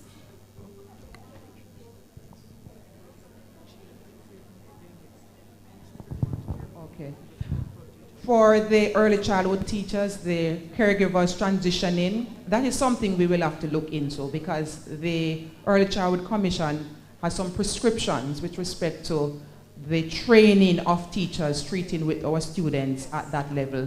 So it's not a decision that we can take here, Minister. We have to review what is it that a level 1 NCT vet, level 2, level 3 person is exposed to, and if that person can stand on his or her own to offer a full class in the early childhood sector. At this point in time, they support the teachers. We have a 1 to 20 formula, ratio that we use, 1 teacher, 1 caregiver to a group of 20 students. And so that caregiver offers some teaching support, teaching assistance to that teacher. We will have to look at that competency, look at the program that they are exposed to see how we can better support them to transition into the first degree, because that's really what is required at that level. And then finally, Madam President, is a question of the need for an update on our broadband activity. This is something that I love to talk about because we are underway with the implementation of broadband connectivity to all our schools across Jamaica, wherever the school is. And to date, we would have connected 230 schools to have adequate broadband connectivity.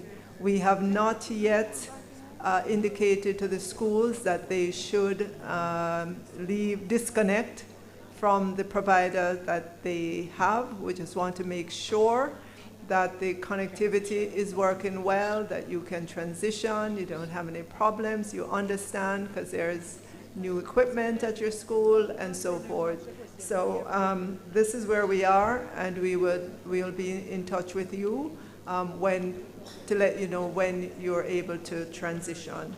But again, this is a program that's underway for all our schools because we recognize the significance and importance of our schools having adequate connectivity, not just for the students, but for all the administrators who are there as well, in order to ensure that they're able to do their work. Yes. Thank you. Thank you, Madam President. Thank you, Minister. No one at mic. Yes? Well, no one at mic 2. So, mic. How long were they here? Yeah. We were resting. I'm sorry, Madam President, there was one last question here, and that had to do with scholarships for TVET. And each year we do give 50 scholarships for TVET. But I have to tell you, though, that it's undersubscribed. I don't know if it's because persons don't know about it or what, but we do give 50 scholarships for TVET each year. Yeah. Thank you, Minister. It may be an Herculean task, but is it possible? I've counted 10 persons at the mic. What? We were all here. We were resting our legs. Colleagues, it is currently 12:36. Our last extension has expired. So, can we have another motion? Thank you. I so move, Madam. Joycelyn Gordon Brown, Northwest DA Delegate. Thank you so much. St. Catherine.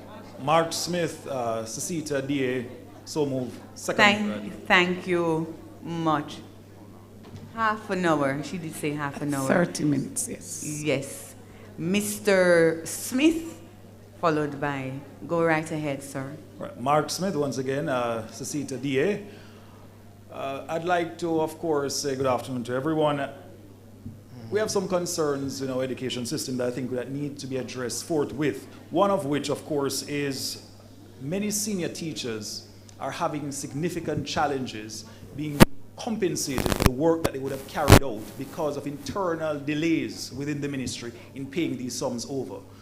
This is something that's been long-standing, and many of them have been brought to my attention, and also the attention of other persons within the JTA. I would like to ask the Honourable Minister, what are the strategies that you'll put in place to improve the efficiency in processing these claims?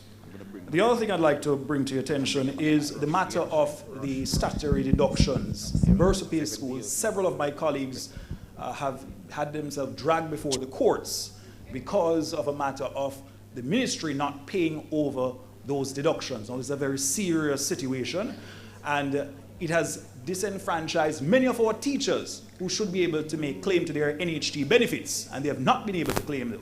And so I'm asking the good minister, what strategies will put in place to address this? We have seen year over year ministers making reference to various approaches that will be taken to resolve this matter, and nonetheless we are still in the present predicament. And so I'm asking that the minister provide us with some updates or strategies to affect it. Finally, I would like on the matter of, to briefly share this quote: "The educational level of a country is a determinant of the stage of its economic development and potential for future growth. Investment in education is important, enabling the development of each person's full potential and consequently creating a competitive workforce. Education, therefore, is a social indicator of a country's economic development and stock and quality of its human capital." That is taken from Vision 2030. And the Gleaner recently wrote an article asking how many Jamaicans still believe that we can achieve Vision 2030. Minister, I make an appeal to you. We cannot disaggregate an investment in education from an investment in our teachers, and that we're talking specifically about remuneration.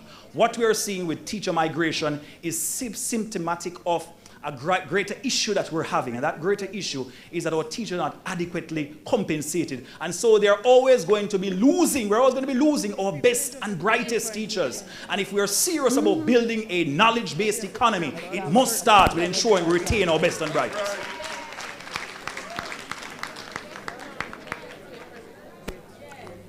Mike 2. Greetings all. My name is Joycelyn Gordon Brown. Question. Delegate Northwest DA St. Catherine. Why is it, Minister, why is it every year a new basic school is opening 2 doors from an existing one, and there's not a shortage of schools in the area? Based on something that was said today, 3 schools are merged to infant departments or standalone, and another 6 basic schools, most of the time, go in the same building that was evacuated for that purpose.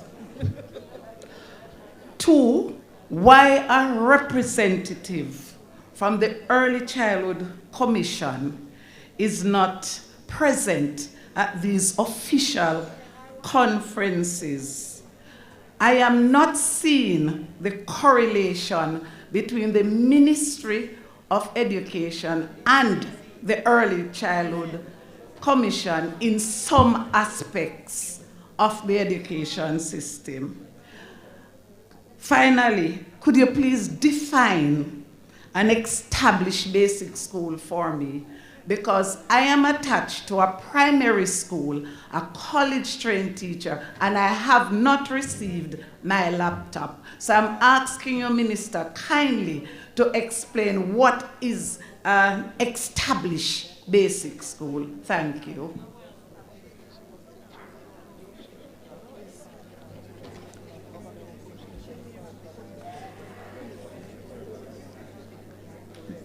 Mike 3, colleagues, remember, I do believe we're in our last extension. So if we could perhaps, if your question have already been asked, limit same to 1. Yes, please, please, please, thank you. Remember, I did ask of our minister earlier that she would so afford herself available to engage us in other settings where it is that you will be able to pose questions to her in a similar manner. I'm sure she will make herself available. Thank you so much. You heard the minister? She said yes. Yes, Madam President. I look forward to seeing. Thank you. So can we limit our questions to 1, colleagues? We can't go beyond one. Many thanks to you. Latoya Reeves, Maypen DA. Why is it taking an excess of over 6 years for a school to receive the letter to open the school bank account or change signatories after all documents are submitted and resubmitted on an annual basis? Pointed. Mic 4, go right ahead. State who you are and go right ahead. Mr. Williams. Yes. Glenroy Williams, Kingston Parish President. How many of these few teachers who work in summer 2021 summer school program is yet to receive payment that was promised to us in November 2021, and yet still some of us in November 2021, we were short paid of what was due to us? Thank you so much for your question, colleague. Response, Minister, I could take another round. Sure. Mr. Mark Smith, I think he said many senior teachers are having challenges for payment.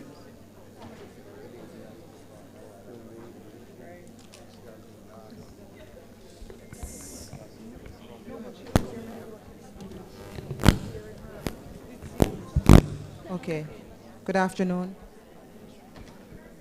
You're hearing me, right? Okay. So yes, Mr. Smith, we are aware and we take full responsibility for that. Our processes are a little archaic, it's still manual, and as we have said to our team members that we are transitioning into the electronic space, we are digitizing our processes. So whilst you didn't speak to a specific name or so, we're not able to give the precise information, but I do take responsibility for the fact that we have some delays in the processing, in the information moving from the school to the regions to the central ministry for the updating of the payroll system or for your own approval letters to be sent in for you to get your locum. So it does take some time, but we are committing colleagues to improving these processes as we try to digitize the system.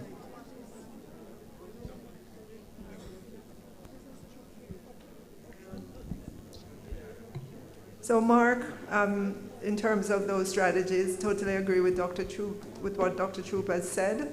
I can assure you that we will not rest until we get our payroll, pension, and HR system fully implemented. We've started. This is not something we're telling you we're going to do. We've started. There are functionalities that are available right now to our teachers, but we have to work on digitizing more, getting the information into the system, transitioning all those bursa-paid schools. Once we do, then some of these problems will go away, especially the ones that have to do with statutory deductions, because a lot of the issues that we are seeing are happening because the bursa schools are not sending in their SO2. It's not to pass the buck or pass blame, but the system as it exists right now, it tends to have those issues in it, and so that's why we're pushing very hard to transition our bursa-paid schools to the central government platform that we have. So those issues will go away in time, and we are working on it. You would have been able to already download your paycheck if you're in a school that's not a bursa-paid school, and in time all of the functionalities will be available. But send us, please, any specific. You can also speak to President so that the issue gets put on the list of issues that we have to resolve for the JTA. And Mr. Smith, your last comment was about the investment in education, how important it is. And I agree with you, and you talked about the remuneration for that. I have to say that the Minister of Finance and the Public Service was looking into the future when he started down the road of the compensation review for public sector workers back 3 years ago. Yes, it's taken some time, but I know that he has made the rounds in terms of conversations with the JTA on that. Obviously, that is within the realm of the JTA and the Ministry of Finance and the Public Service, but I can say I'm very happy that we started down this road almost 3 years ago in recognition that there needed to be a review of public sector wages. Ms. Virgo asked about new basic schools opening even though there's an infant school close by. Ms. Virgo? Gordon Joseph, I thought it was Jocelyn that asked the question. Gordon Brown. Joycelyn, sorry. All right. So, Joycelyn, if I may call you that, Ms. Joycelyn. Ms. Joycelyn, the government has no control over the basic schools that open. All we do is we regulate them. So once they open, they have to register with the Early Childhood Commission. They have to then move to the next step to ensure that they begin to put in place the 12 standards that the commission says you ought to have. But remember that basic schools are private enterprises, right? A private person just decides to open a basic school. There are registration, requirements.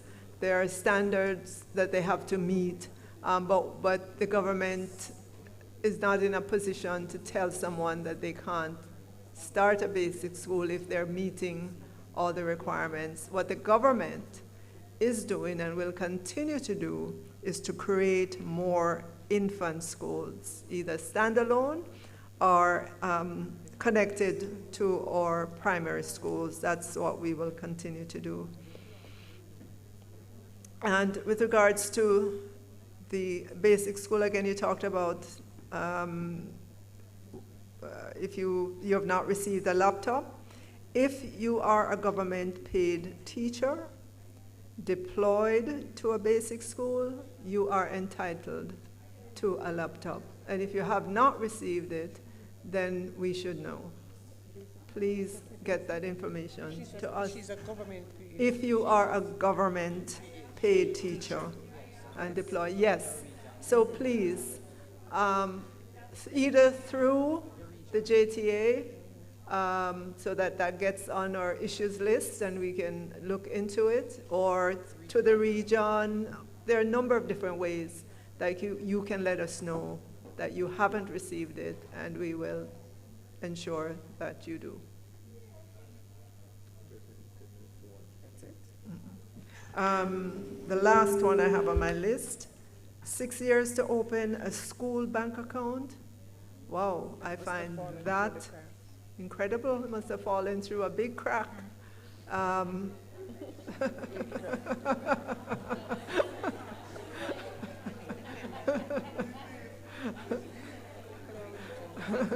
No, we need to, yes, please get in touch with your region, with the name of the school and so forth, because, and if Ms. Murray was here, she would tell you that this minister has taken a keen interest in ensuring that we transition boards in a timely manner and that we get all the documentation about the new signatories.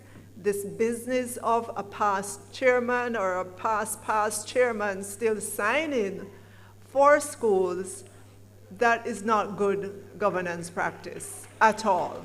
And we want to get rid of that in the system, and so we are ensuring that once we have a new school board, we begin the process of ensuring that they get all the signatories to the bank and so on. All right. Thank you, Madam President. Oh, Thank you. There was last one, sorry, summer school 2021, the payments, was not paid or were short. Did you answer that? I think I alluded to that earlier.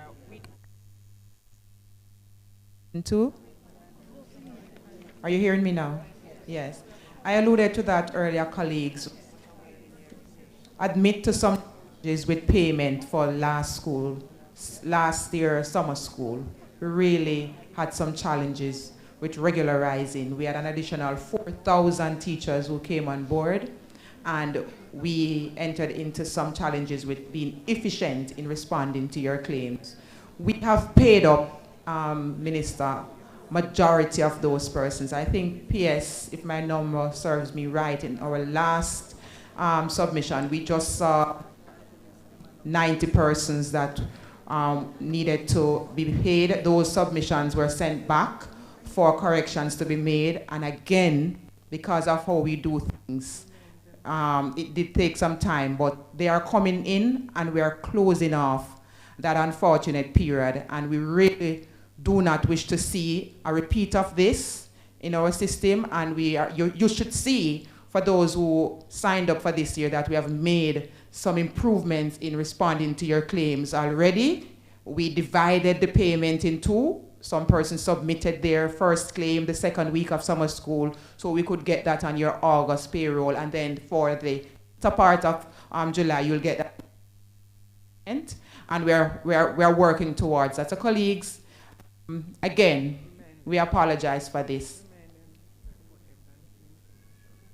Right, and PS is just reminding me to share with you the importance of accuracy in the information that you submit. Sometimes in, transcribing from your bank account book to the script that you are completing, there are sometimes errors in that. A number is missing, or it's incorrectly written, or something like that. Those are some of the things that we had a challenge with. And I personally intervened in a matter where the teacher was adamant that there was no payment, and she sent me an account number, she sent me a printout. But when we located the claim, Minister, there was another account number that was placed on the claim to another bank. And we indicated to her she has been tracking her Scotia account, and the payment was sent to the NCB account.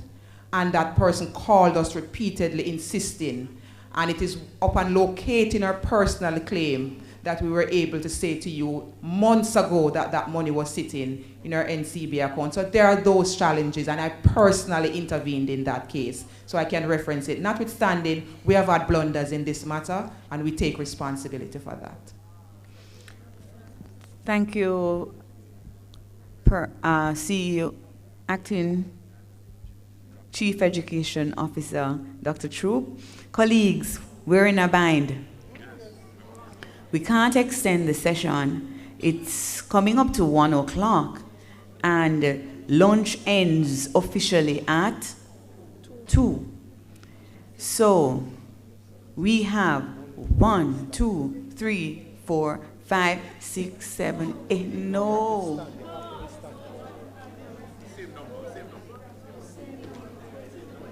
If we extend the people standing at the mic, there is no way we can have all of those questions in 5 minutes. We must wrap up this session at 5 minutes. So only the people at the mic, one question, one dege question. That's the Jamaican colloquialism. One question, thank you. And no preambles. Question, please, quickly, and the minister will respond. Thank you so much. Go right ahead, mic 1. Thank you, Madam President.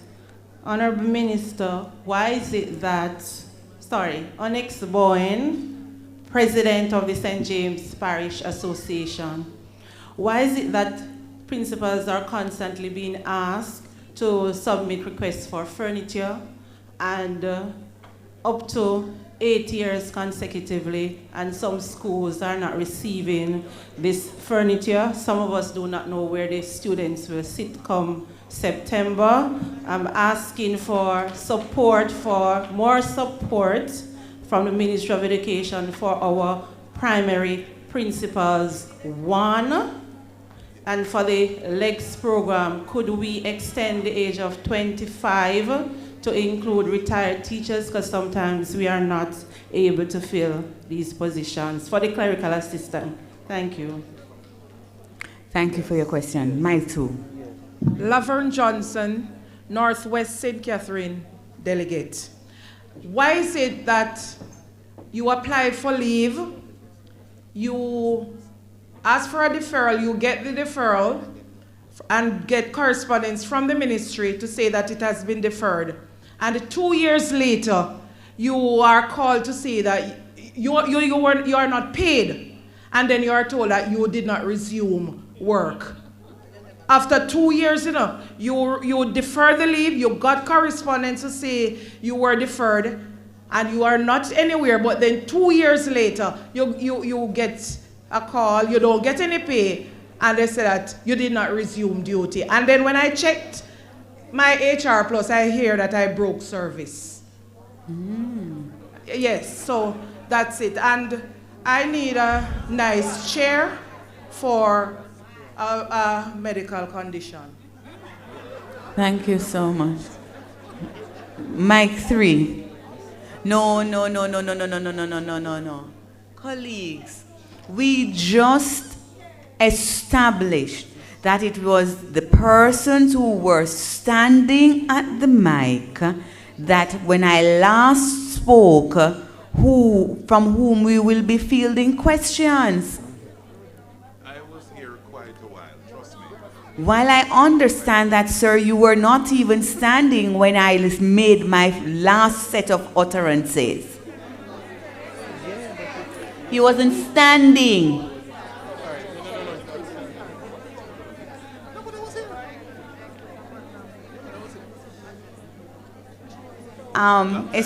Colleagues,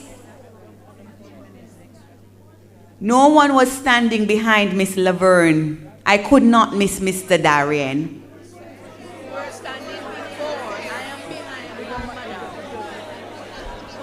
Mic 3. Eaton McNamee, Manchester Parish President, Principal of Broadleaf Primary and Infant School.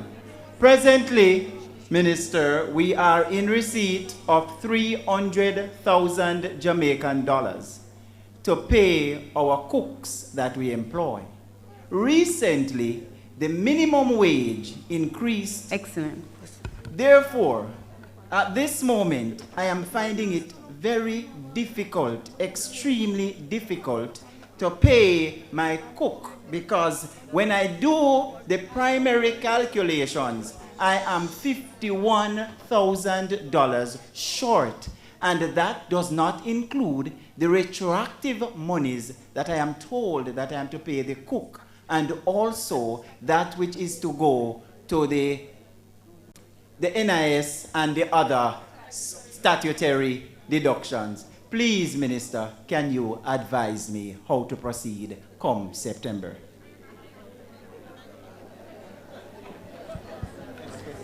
Next question, quickly. Thank you. Sharon Mercy, St. James Council Rep.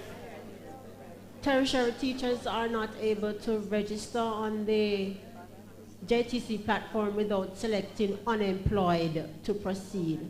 And so I want to know what's going on with that particular registration platform and what's the relationship based on the ministry's organization chart.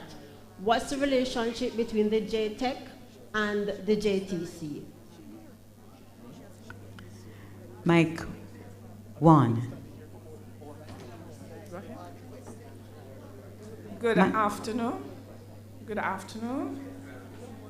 Go right ahead, Miss Mortley. Go ahead. My name is Sadie Harris Mortley, delegate from Montego Bay DA2. I had 3 questions, but I'm going to try. I had 3 questions, but I'm going to try and see if I can condense them into one. Okay. Madam Minister, you spoke about the Patterson's report, that it is a longitudinal study that funds should be spent on early childhood education. Over the pandemic, we had learning loss and we had lost learning. Children did not get the opportunity to log on and all of that. And so we have an issue at the early childhood level.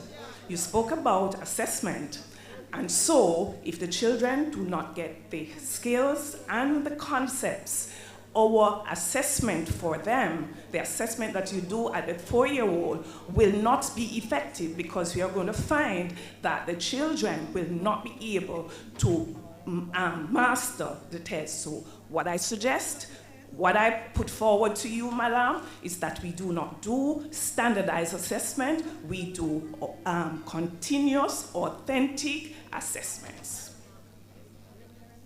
And why are we not fixing the early childhood level? You said you have an issue with implementation. That is what needs to be fixed. The early childhood level, so that the primary, secondary, and tertiary level can be fixed. Thank you. Mike 2.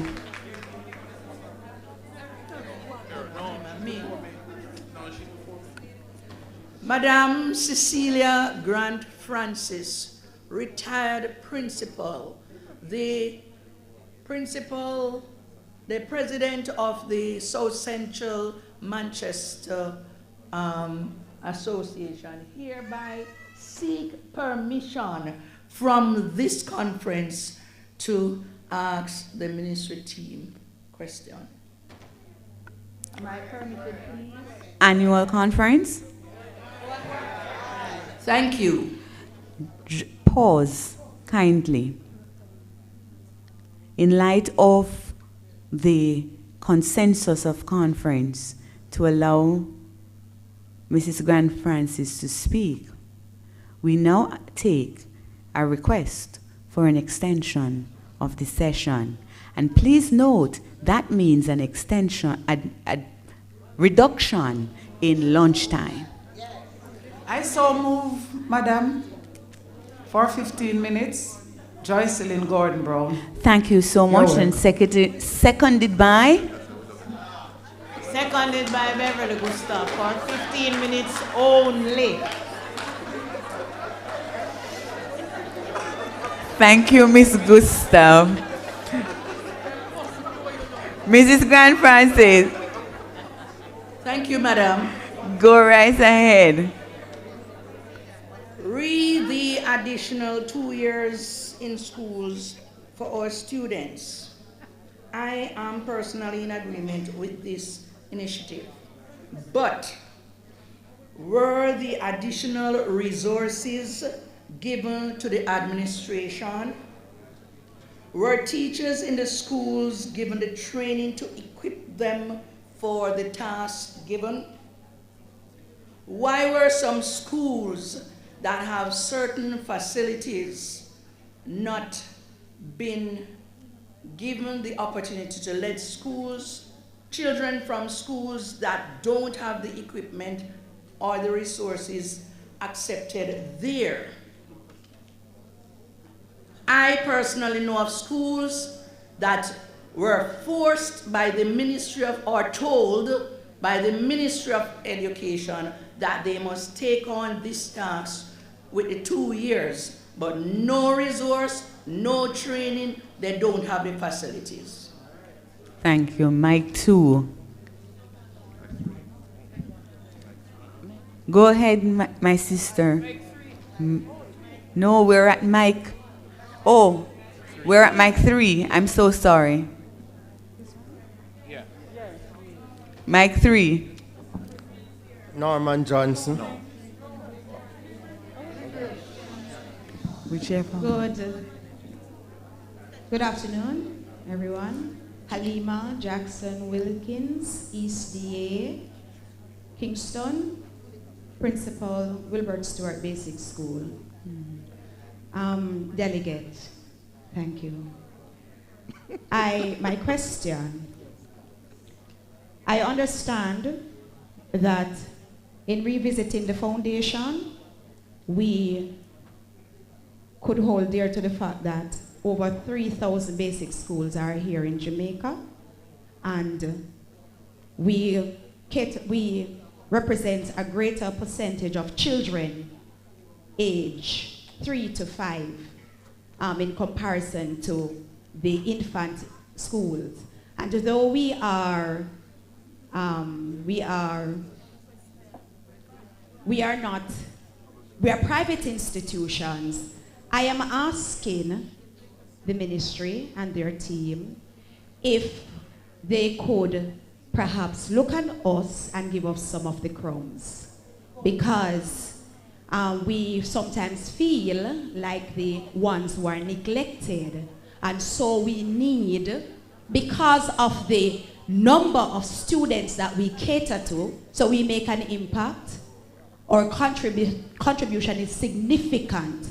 So I'm asking if the ministry can consider giving us some of the crumbs, because it will fall from the table. And in the same breath, building our human capital, I would ask the ministry to look at the contract teachers that are assigned to our basic school, who year after year after year have to be submitting documents to get their salary. And in July and August, they do not receive a salary. They don't. And it is very painstaking for me to see my colleagues out of nothing printing documents up to $2,000 to renew their contract. I am asking the ministry if through a recommendation from the principal or the board of the school or even the development officer, if these teachers can be considered to be permanent. So I'm putting that to the team. Thank you, my colleague, Mike 4. Question. Question.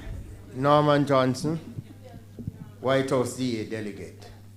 What are the implications of the JTC bill as it relates to teachers in the early childhood sector who are below the required qualification of a first degree, as it relates to status and eventual pension? Thank you, my colleague, Mike 1. Marjorie Harris, East DA, St. Thomas delegate. I am concerned about the guidance counselors who are referred to as cluster counselors. What is the status with them come September? I've not heard anything about that. And my second question, just one? Okay, all right. Thank you, my colleague. Mike 2. Good afternoon, Madam President and Council. Darian Henry, Montego Bay Community College. I humbly seek the permission of conference to pose my question to the minister. Annual conference. All in favor? Thank Any you against? Thank you very much. Madam Minister, good afternoon to you and your team. My very quick question and pointed to you, Minister.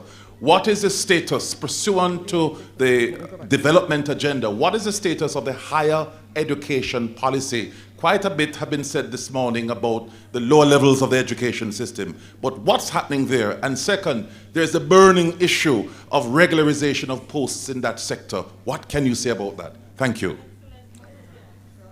Thank you, Mr. Darian. That is it.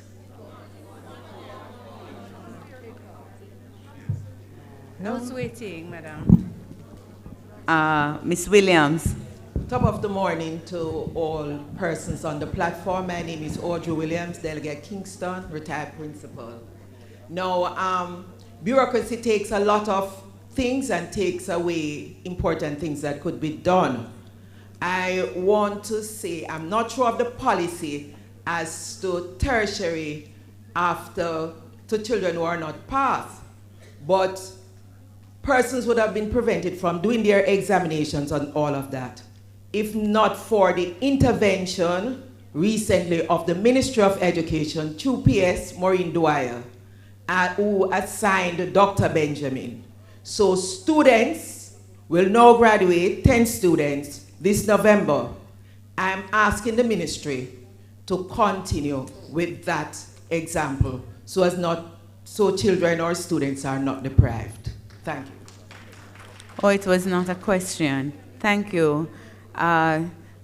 Final question. Please, nobody else. No one else you were not, in fact, the issue came up, my colleague, concerning Mr. Henry, that he was not standing at the mic, and at that time you did not proceed to stand behind him. You're the last person I would have identified needing the right to speak. And so go right ahead. My colleague, I saw someone assisting us with the mic. You may so continue with that duty. May I go ahead? Go right. Good afternoon, conference.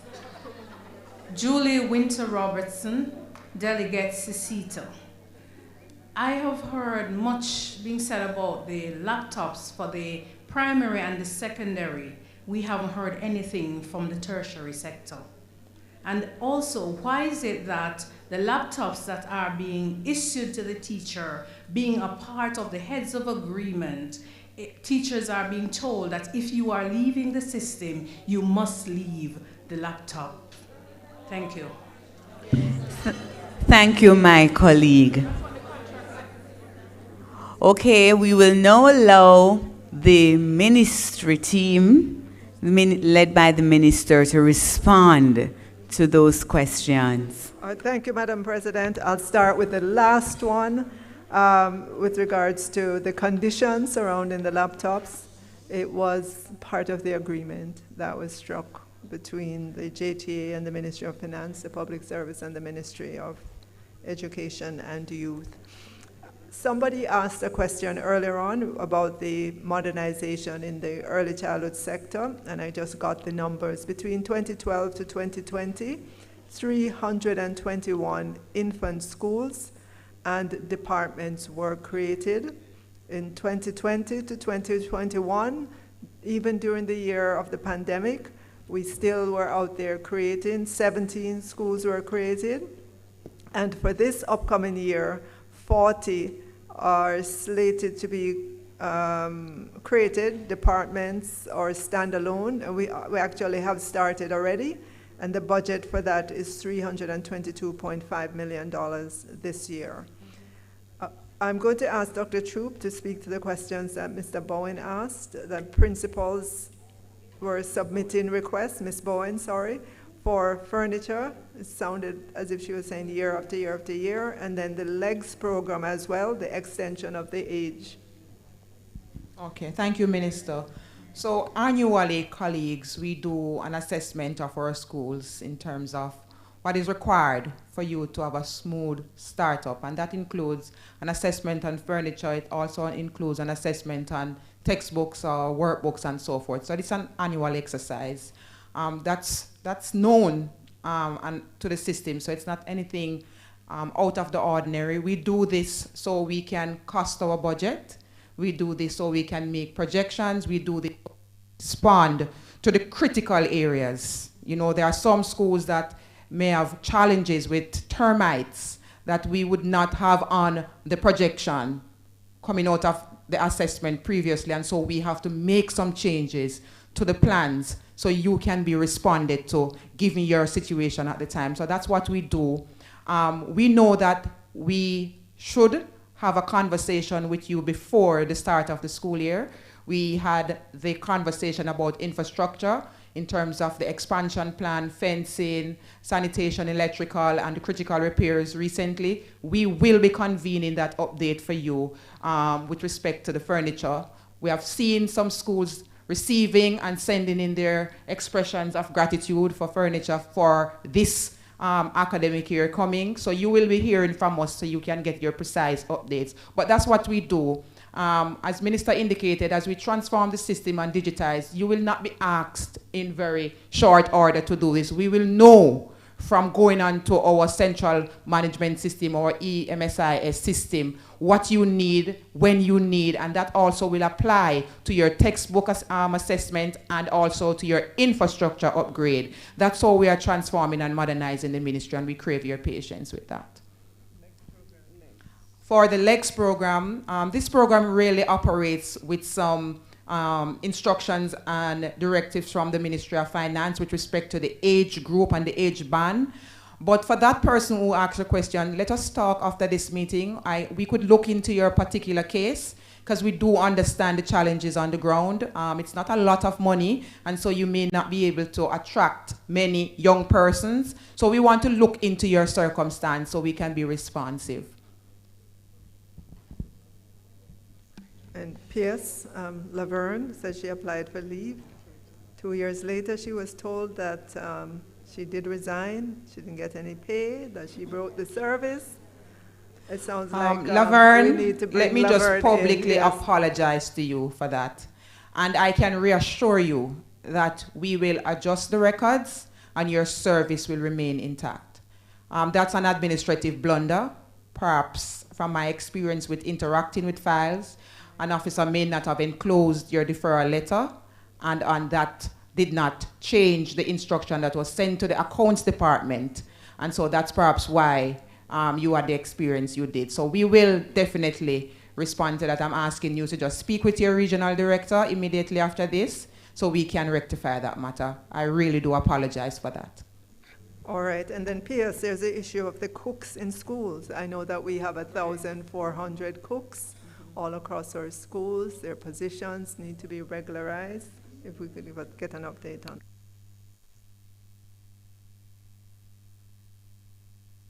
Thank you, Minister. I think the member expressed concern about the fact that the minimum wage had gone up and that was impacting the extent to which they could keep the cooks in the kitchens at school.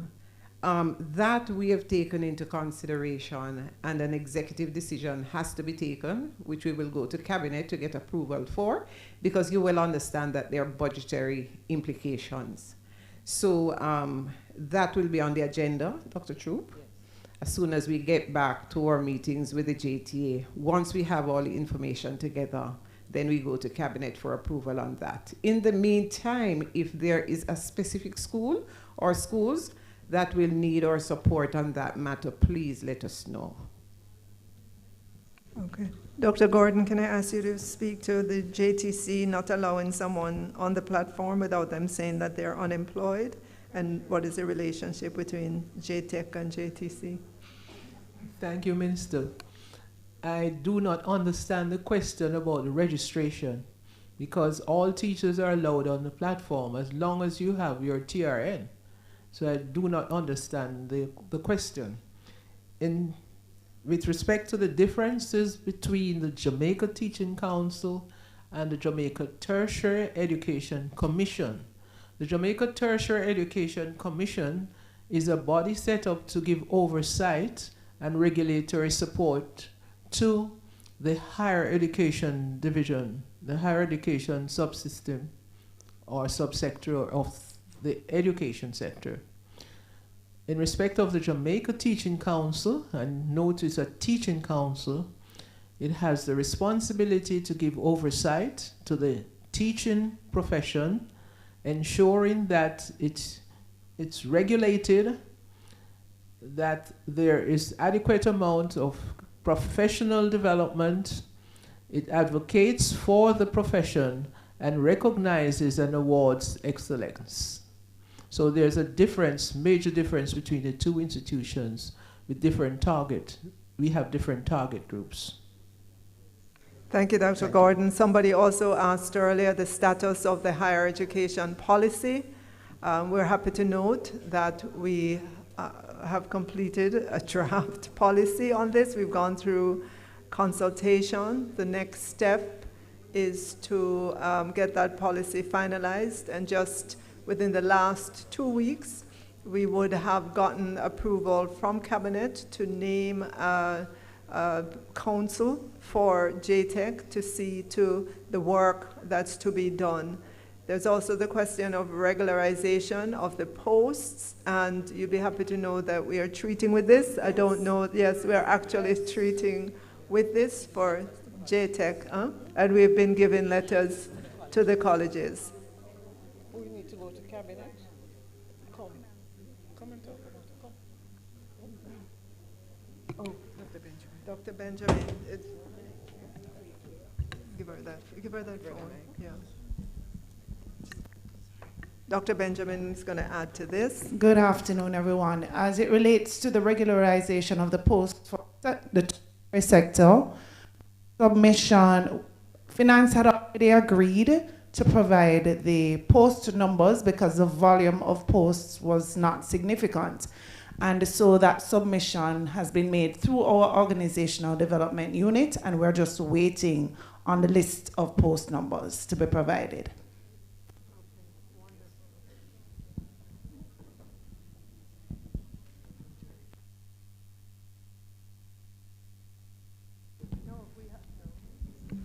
We have a few more. Mr. Grant, retired principal. He expressed his agreement with the 2 years in school. Is that, no, sorry, not Mr. Grant, Miss Grant, Celia yes. Grant. But she was asking about the additional resources, training of teachers, and importantly, she was saying there are some schools with facilities. Why are they not given the opportunity to accept students? We're not denying that, Celia, at all. We are encouraging our schools to work together with each other to take students. If there's a school that has a space and can take the students, we're encouraging that. And we would have given some additional resources, yes. The specifics of which, Dr. Troop, if you could just pick up. Let me just give an overall first. Minister, we budgeted $1 billion for the program, and I'm going to ask Dr. Troop to just break that down a little bit to show how. Thank you, PS. So yes, and I'm really happy to hear that we have our colleagues supporting this transition. It's really necessary, and it's really a part of our pathway policy, and to recognize the differences in our children. Everybody will not get there at the same time. And that's really what is happening to our sector. And as a ministry, we have to respond. We don't have a choice if we're going to transform this country. And that's what the Pathway program is all about. So to support the rollout of the program, our permanent secretary approved an additional $1 billion to make sure that the additional staffing is in place. For example, the sixth form programs within our school, for them to expand, they will need an additional senior teacher. So there is an allowance that is going to be made available to support the human skills within that school to monitor and to manage that program. We will also be providing some material grants for those students who will be doing the technical and vocational areas, because you are familiar with Pathway 2, that's really about the technical and vocational portfolio. Pathway is what we call technical pathway. And so we know that that's expensive to do the practicals and the projects. So we will be providing some additional material grants for our principals and coordinators to procure the materials for the students to do their major assessments. And of course, we will have to support the tertiary institutions. They are not funded in the way we fund our high schools, and so the grants we provide to them, though not adequate, I can tell you, Darian is here, and they will tell me that their per capita quota that we have negotiated is still not adequate for the tertiary sector, but they are willing to work with us. So that additional funding will provide access for those spaces that we cannot accommodate for in the high schools. For our secondary schools, we talk about the readiness. We have indicated to our high school principals, if you are not ready, if you do not have the physical infrastructure to retain the students, please partner with the tertiary schools around you. We have done the audit, and in excess of 20,000 spaces can be accommodated at the tertiary level. We don't need to build. We need to maximize on our current resources. And the tertiary sector is willing and ready to accommodate the students. That's the kind of PS breakdown of the funding that you have approved thus far.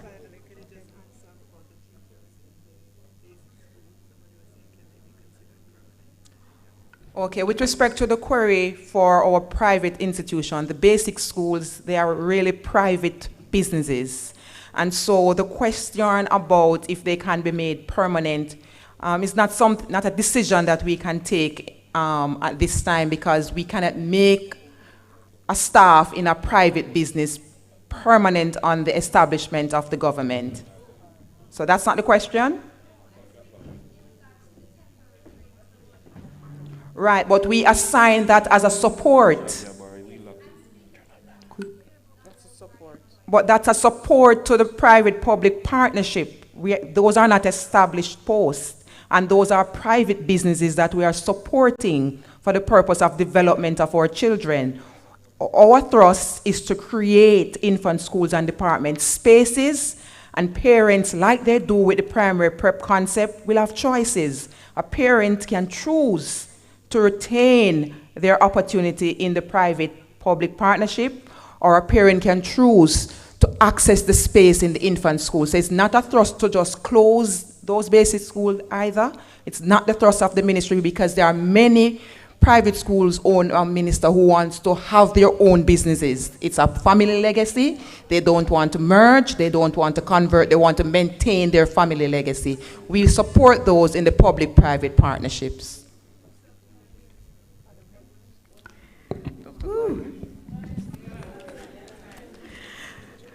We want to extend our thanks, our deepest, sincere gratitude to you, Minister, and team for accommodating all the questions that my colleagues had. And without any further ado, I invite our President-elect, Mr. Leighton Johnson, to bring our vote of thanks, to move our vote of thanks.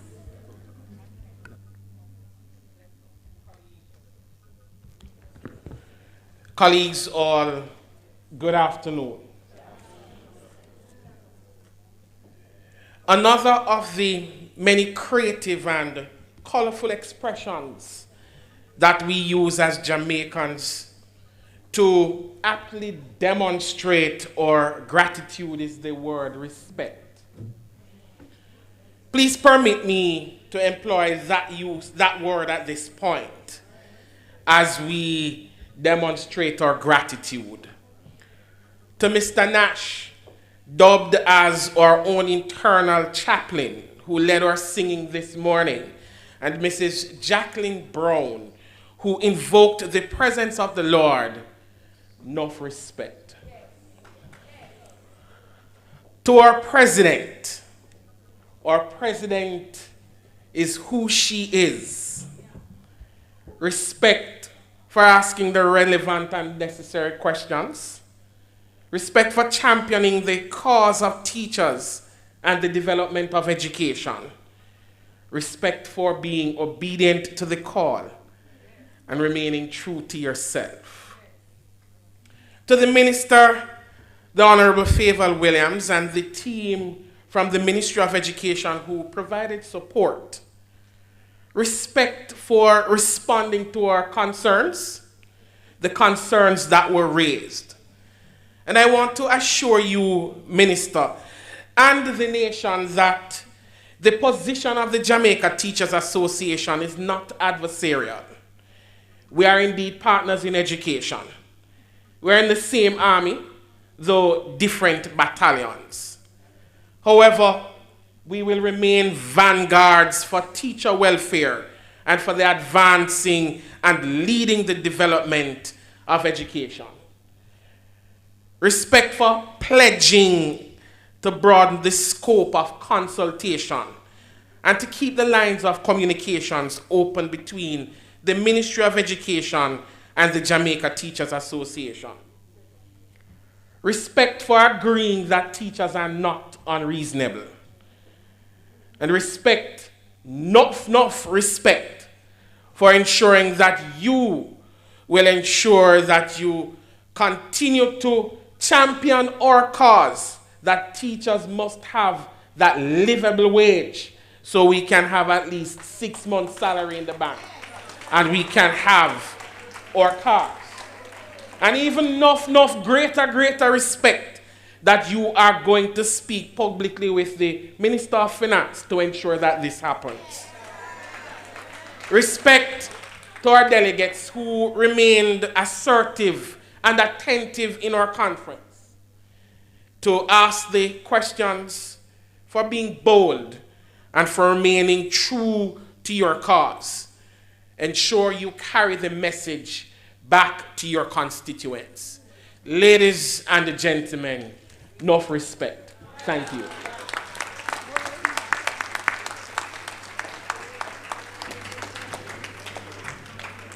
I now invite our Secretary General to bring announcements, and then I will adjourn this session.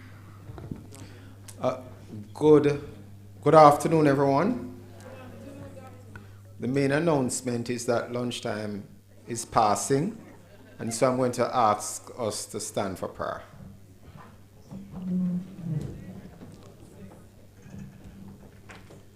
Let us pray.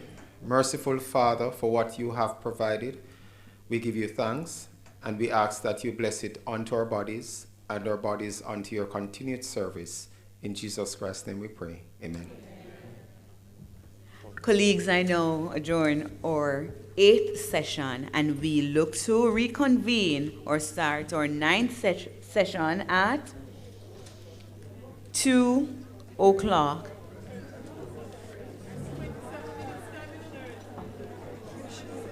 No, man, leave it.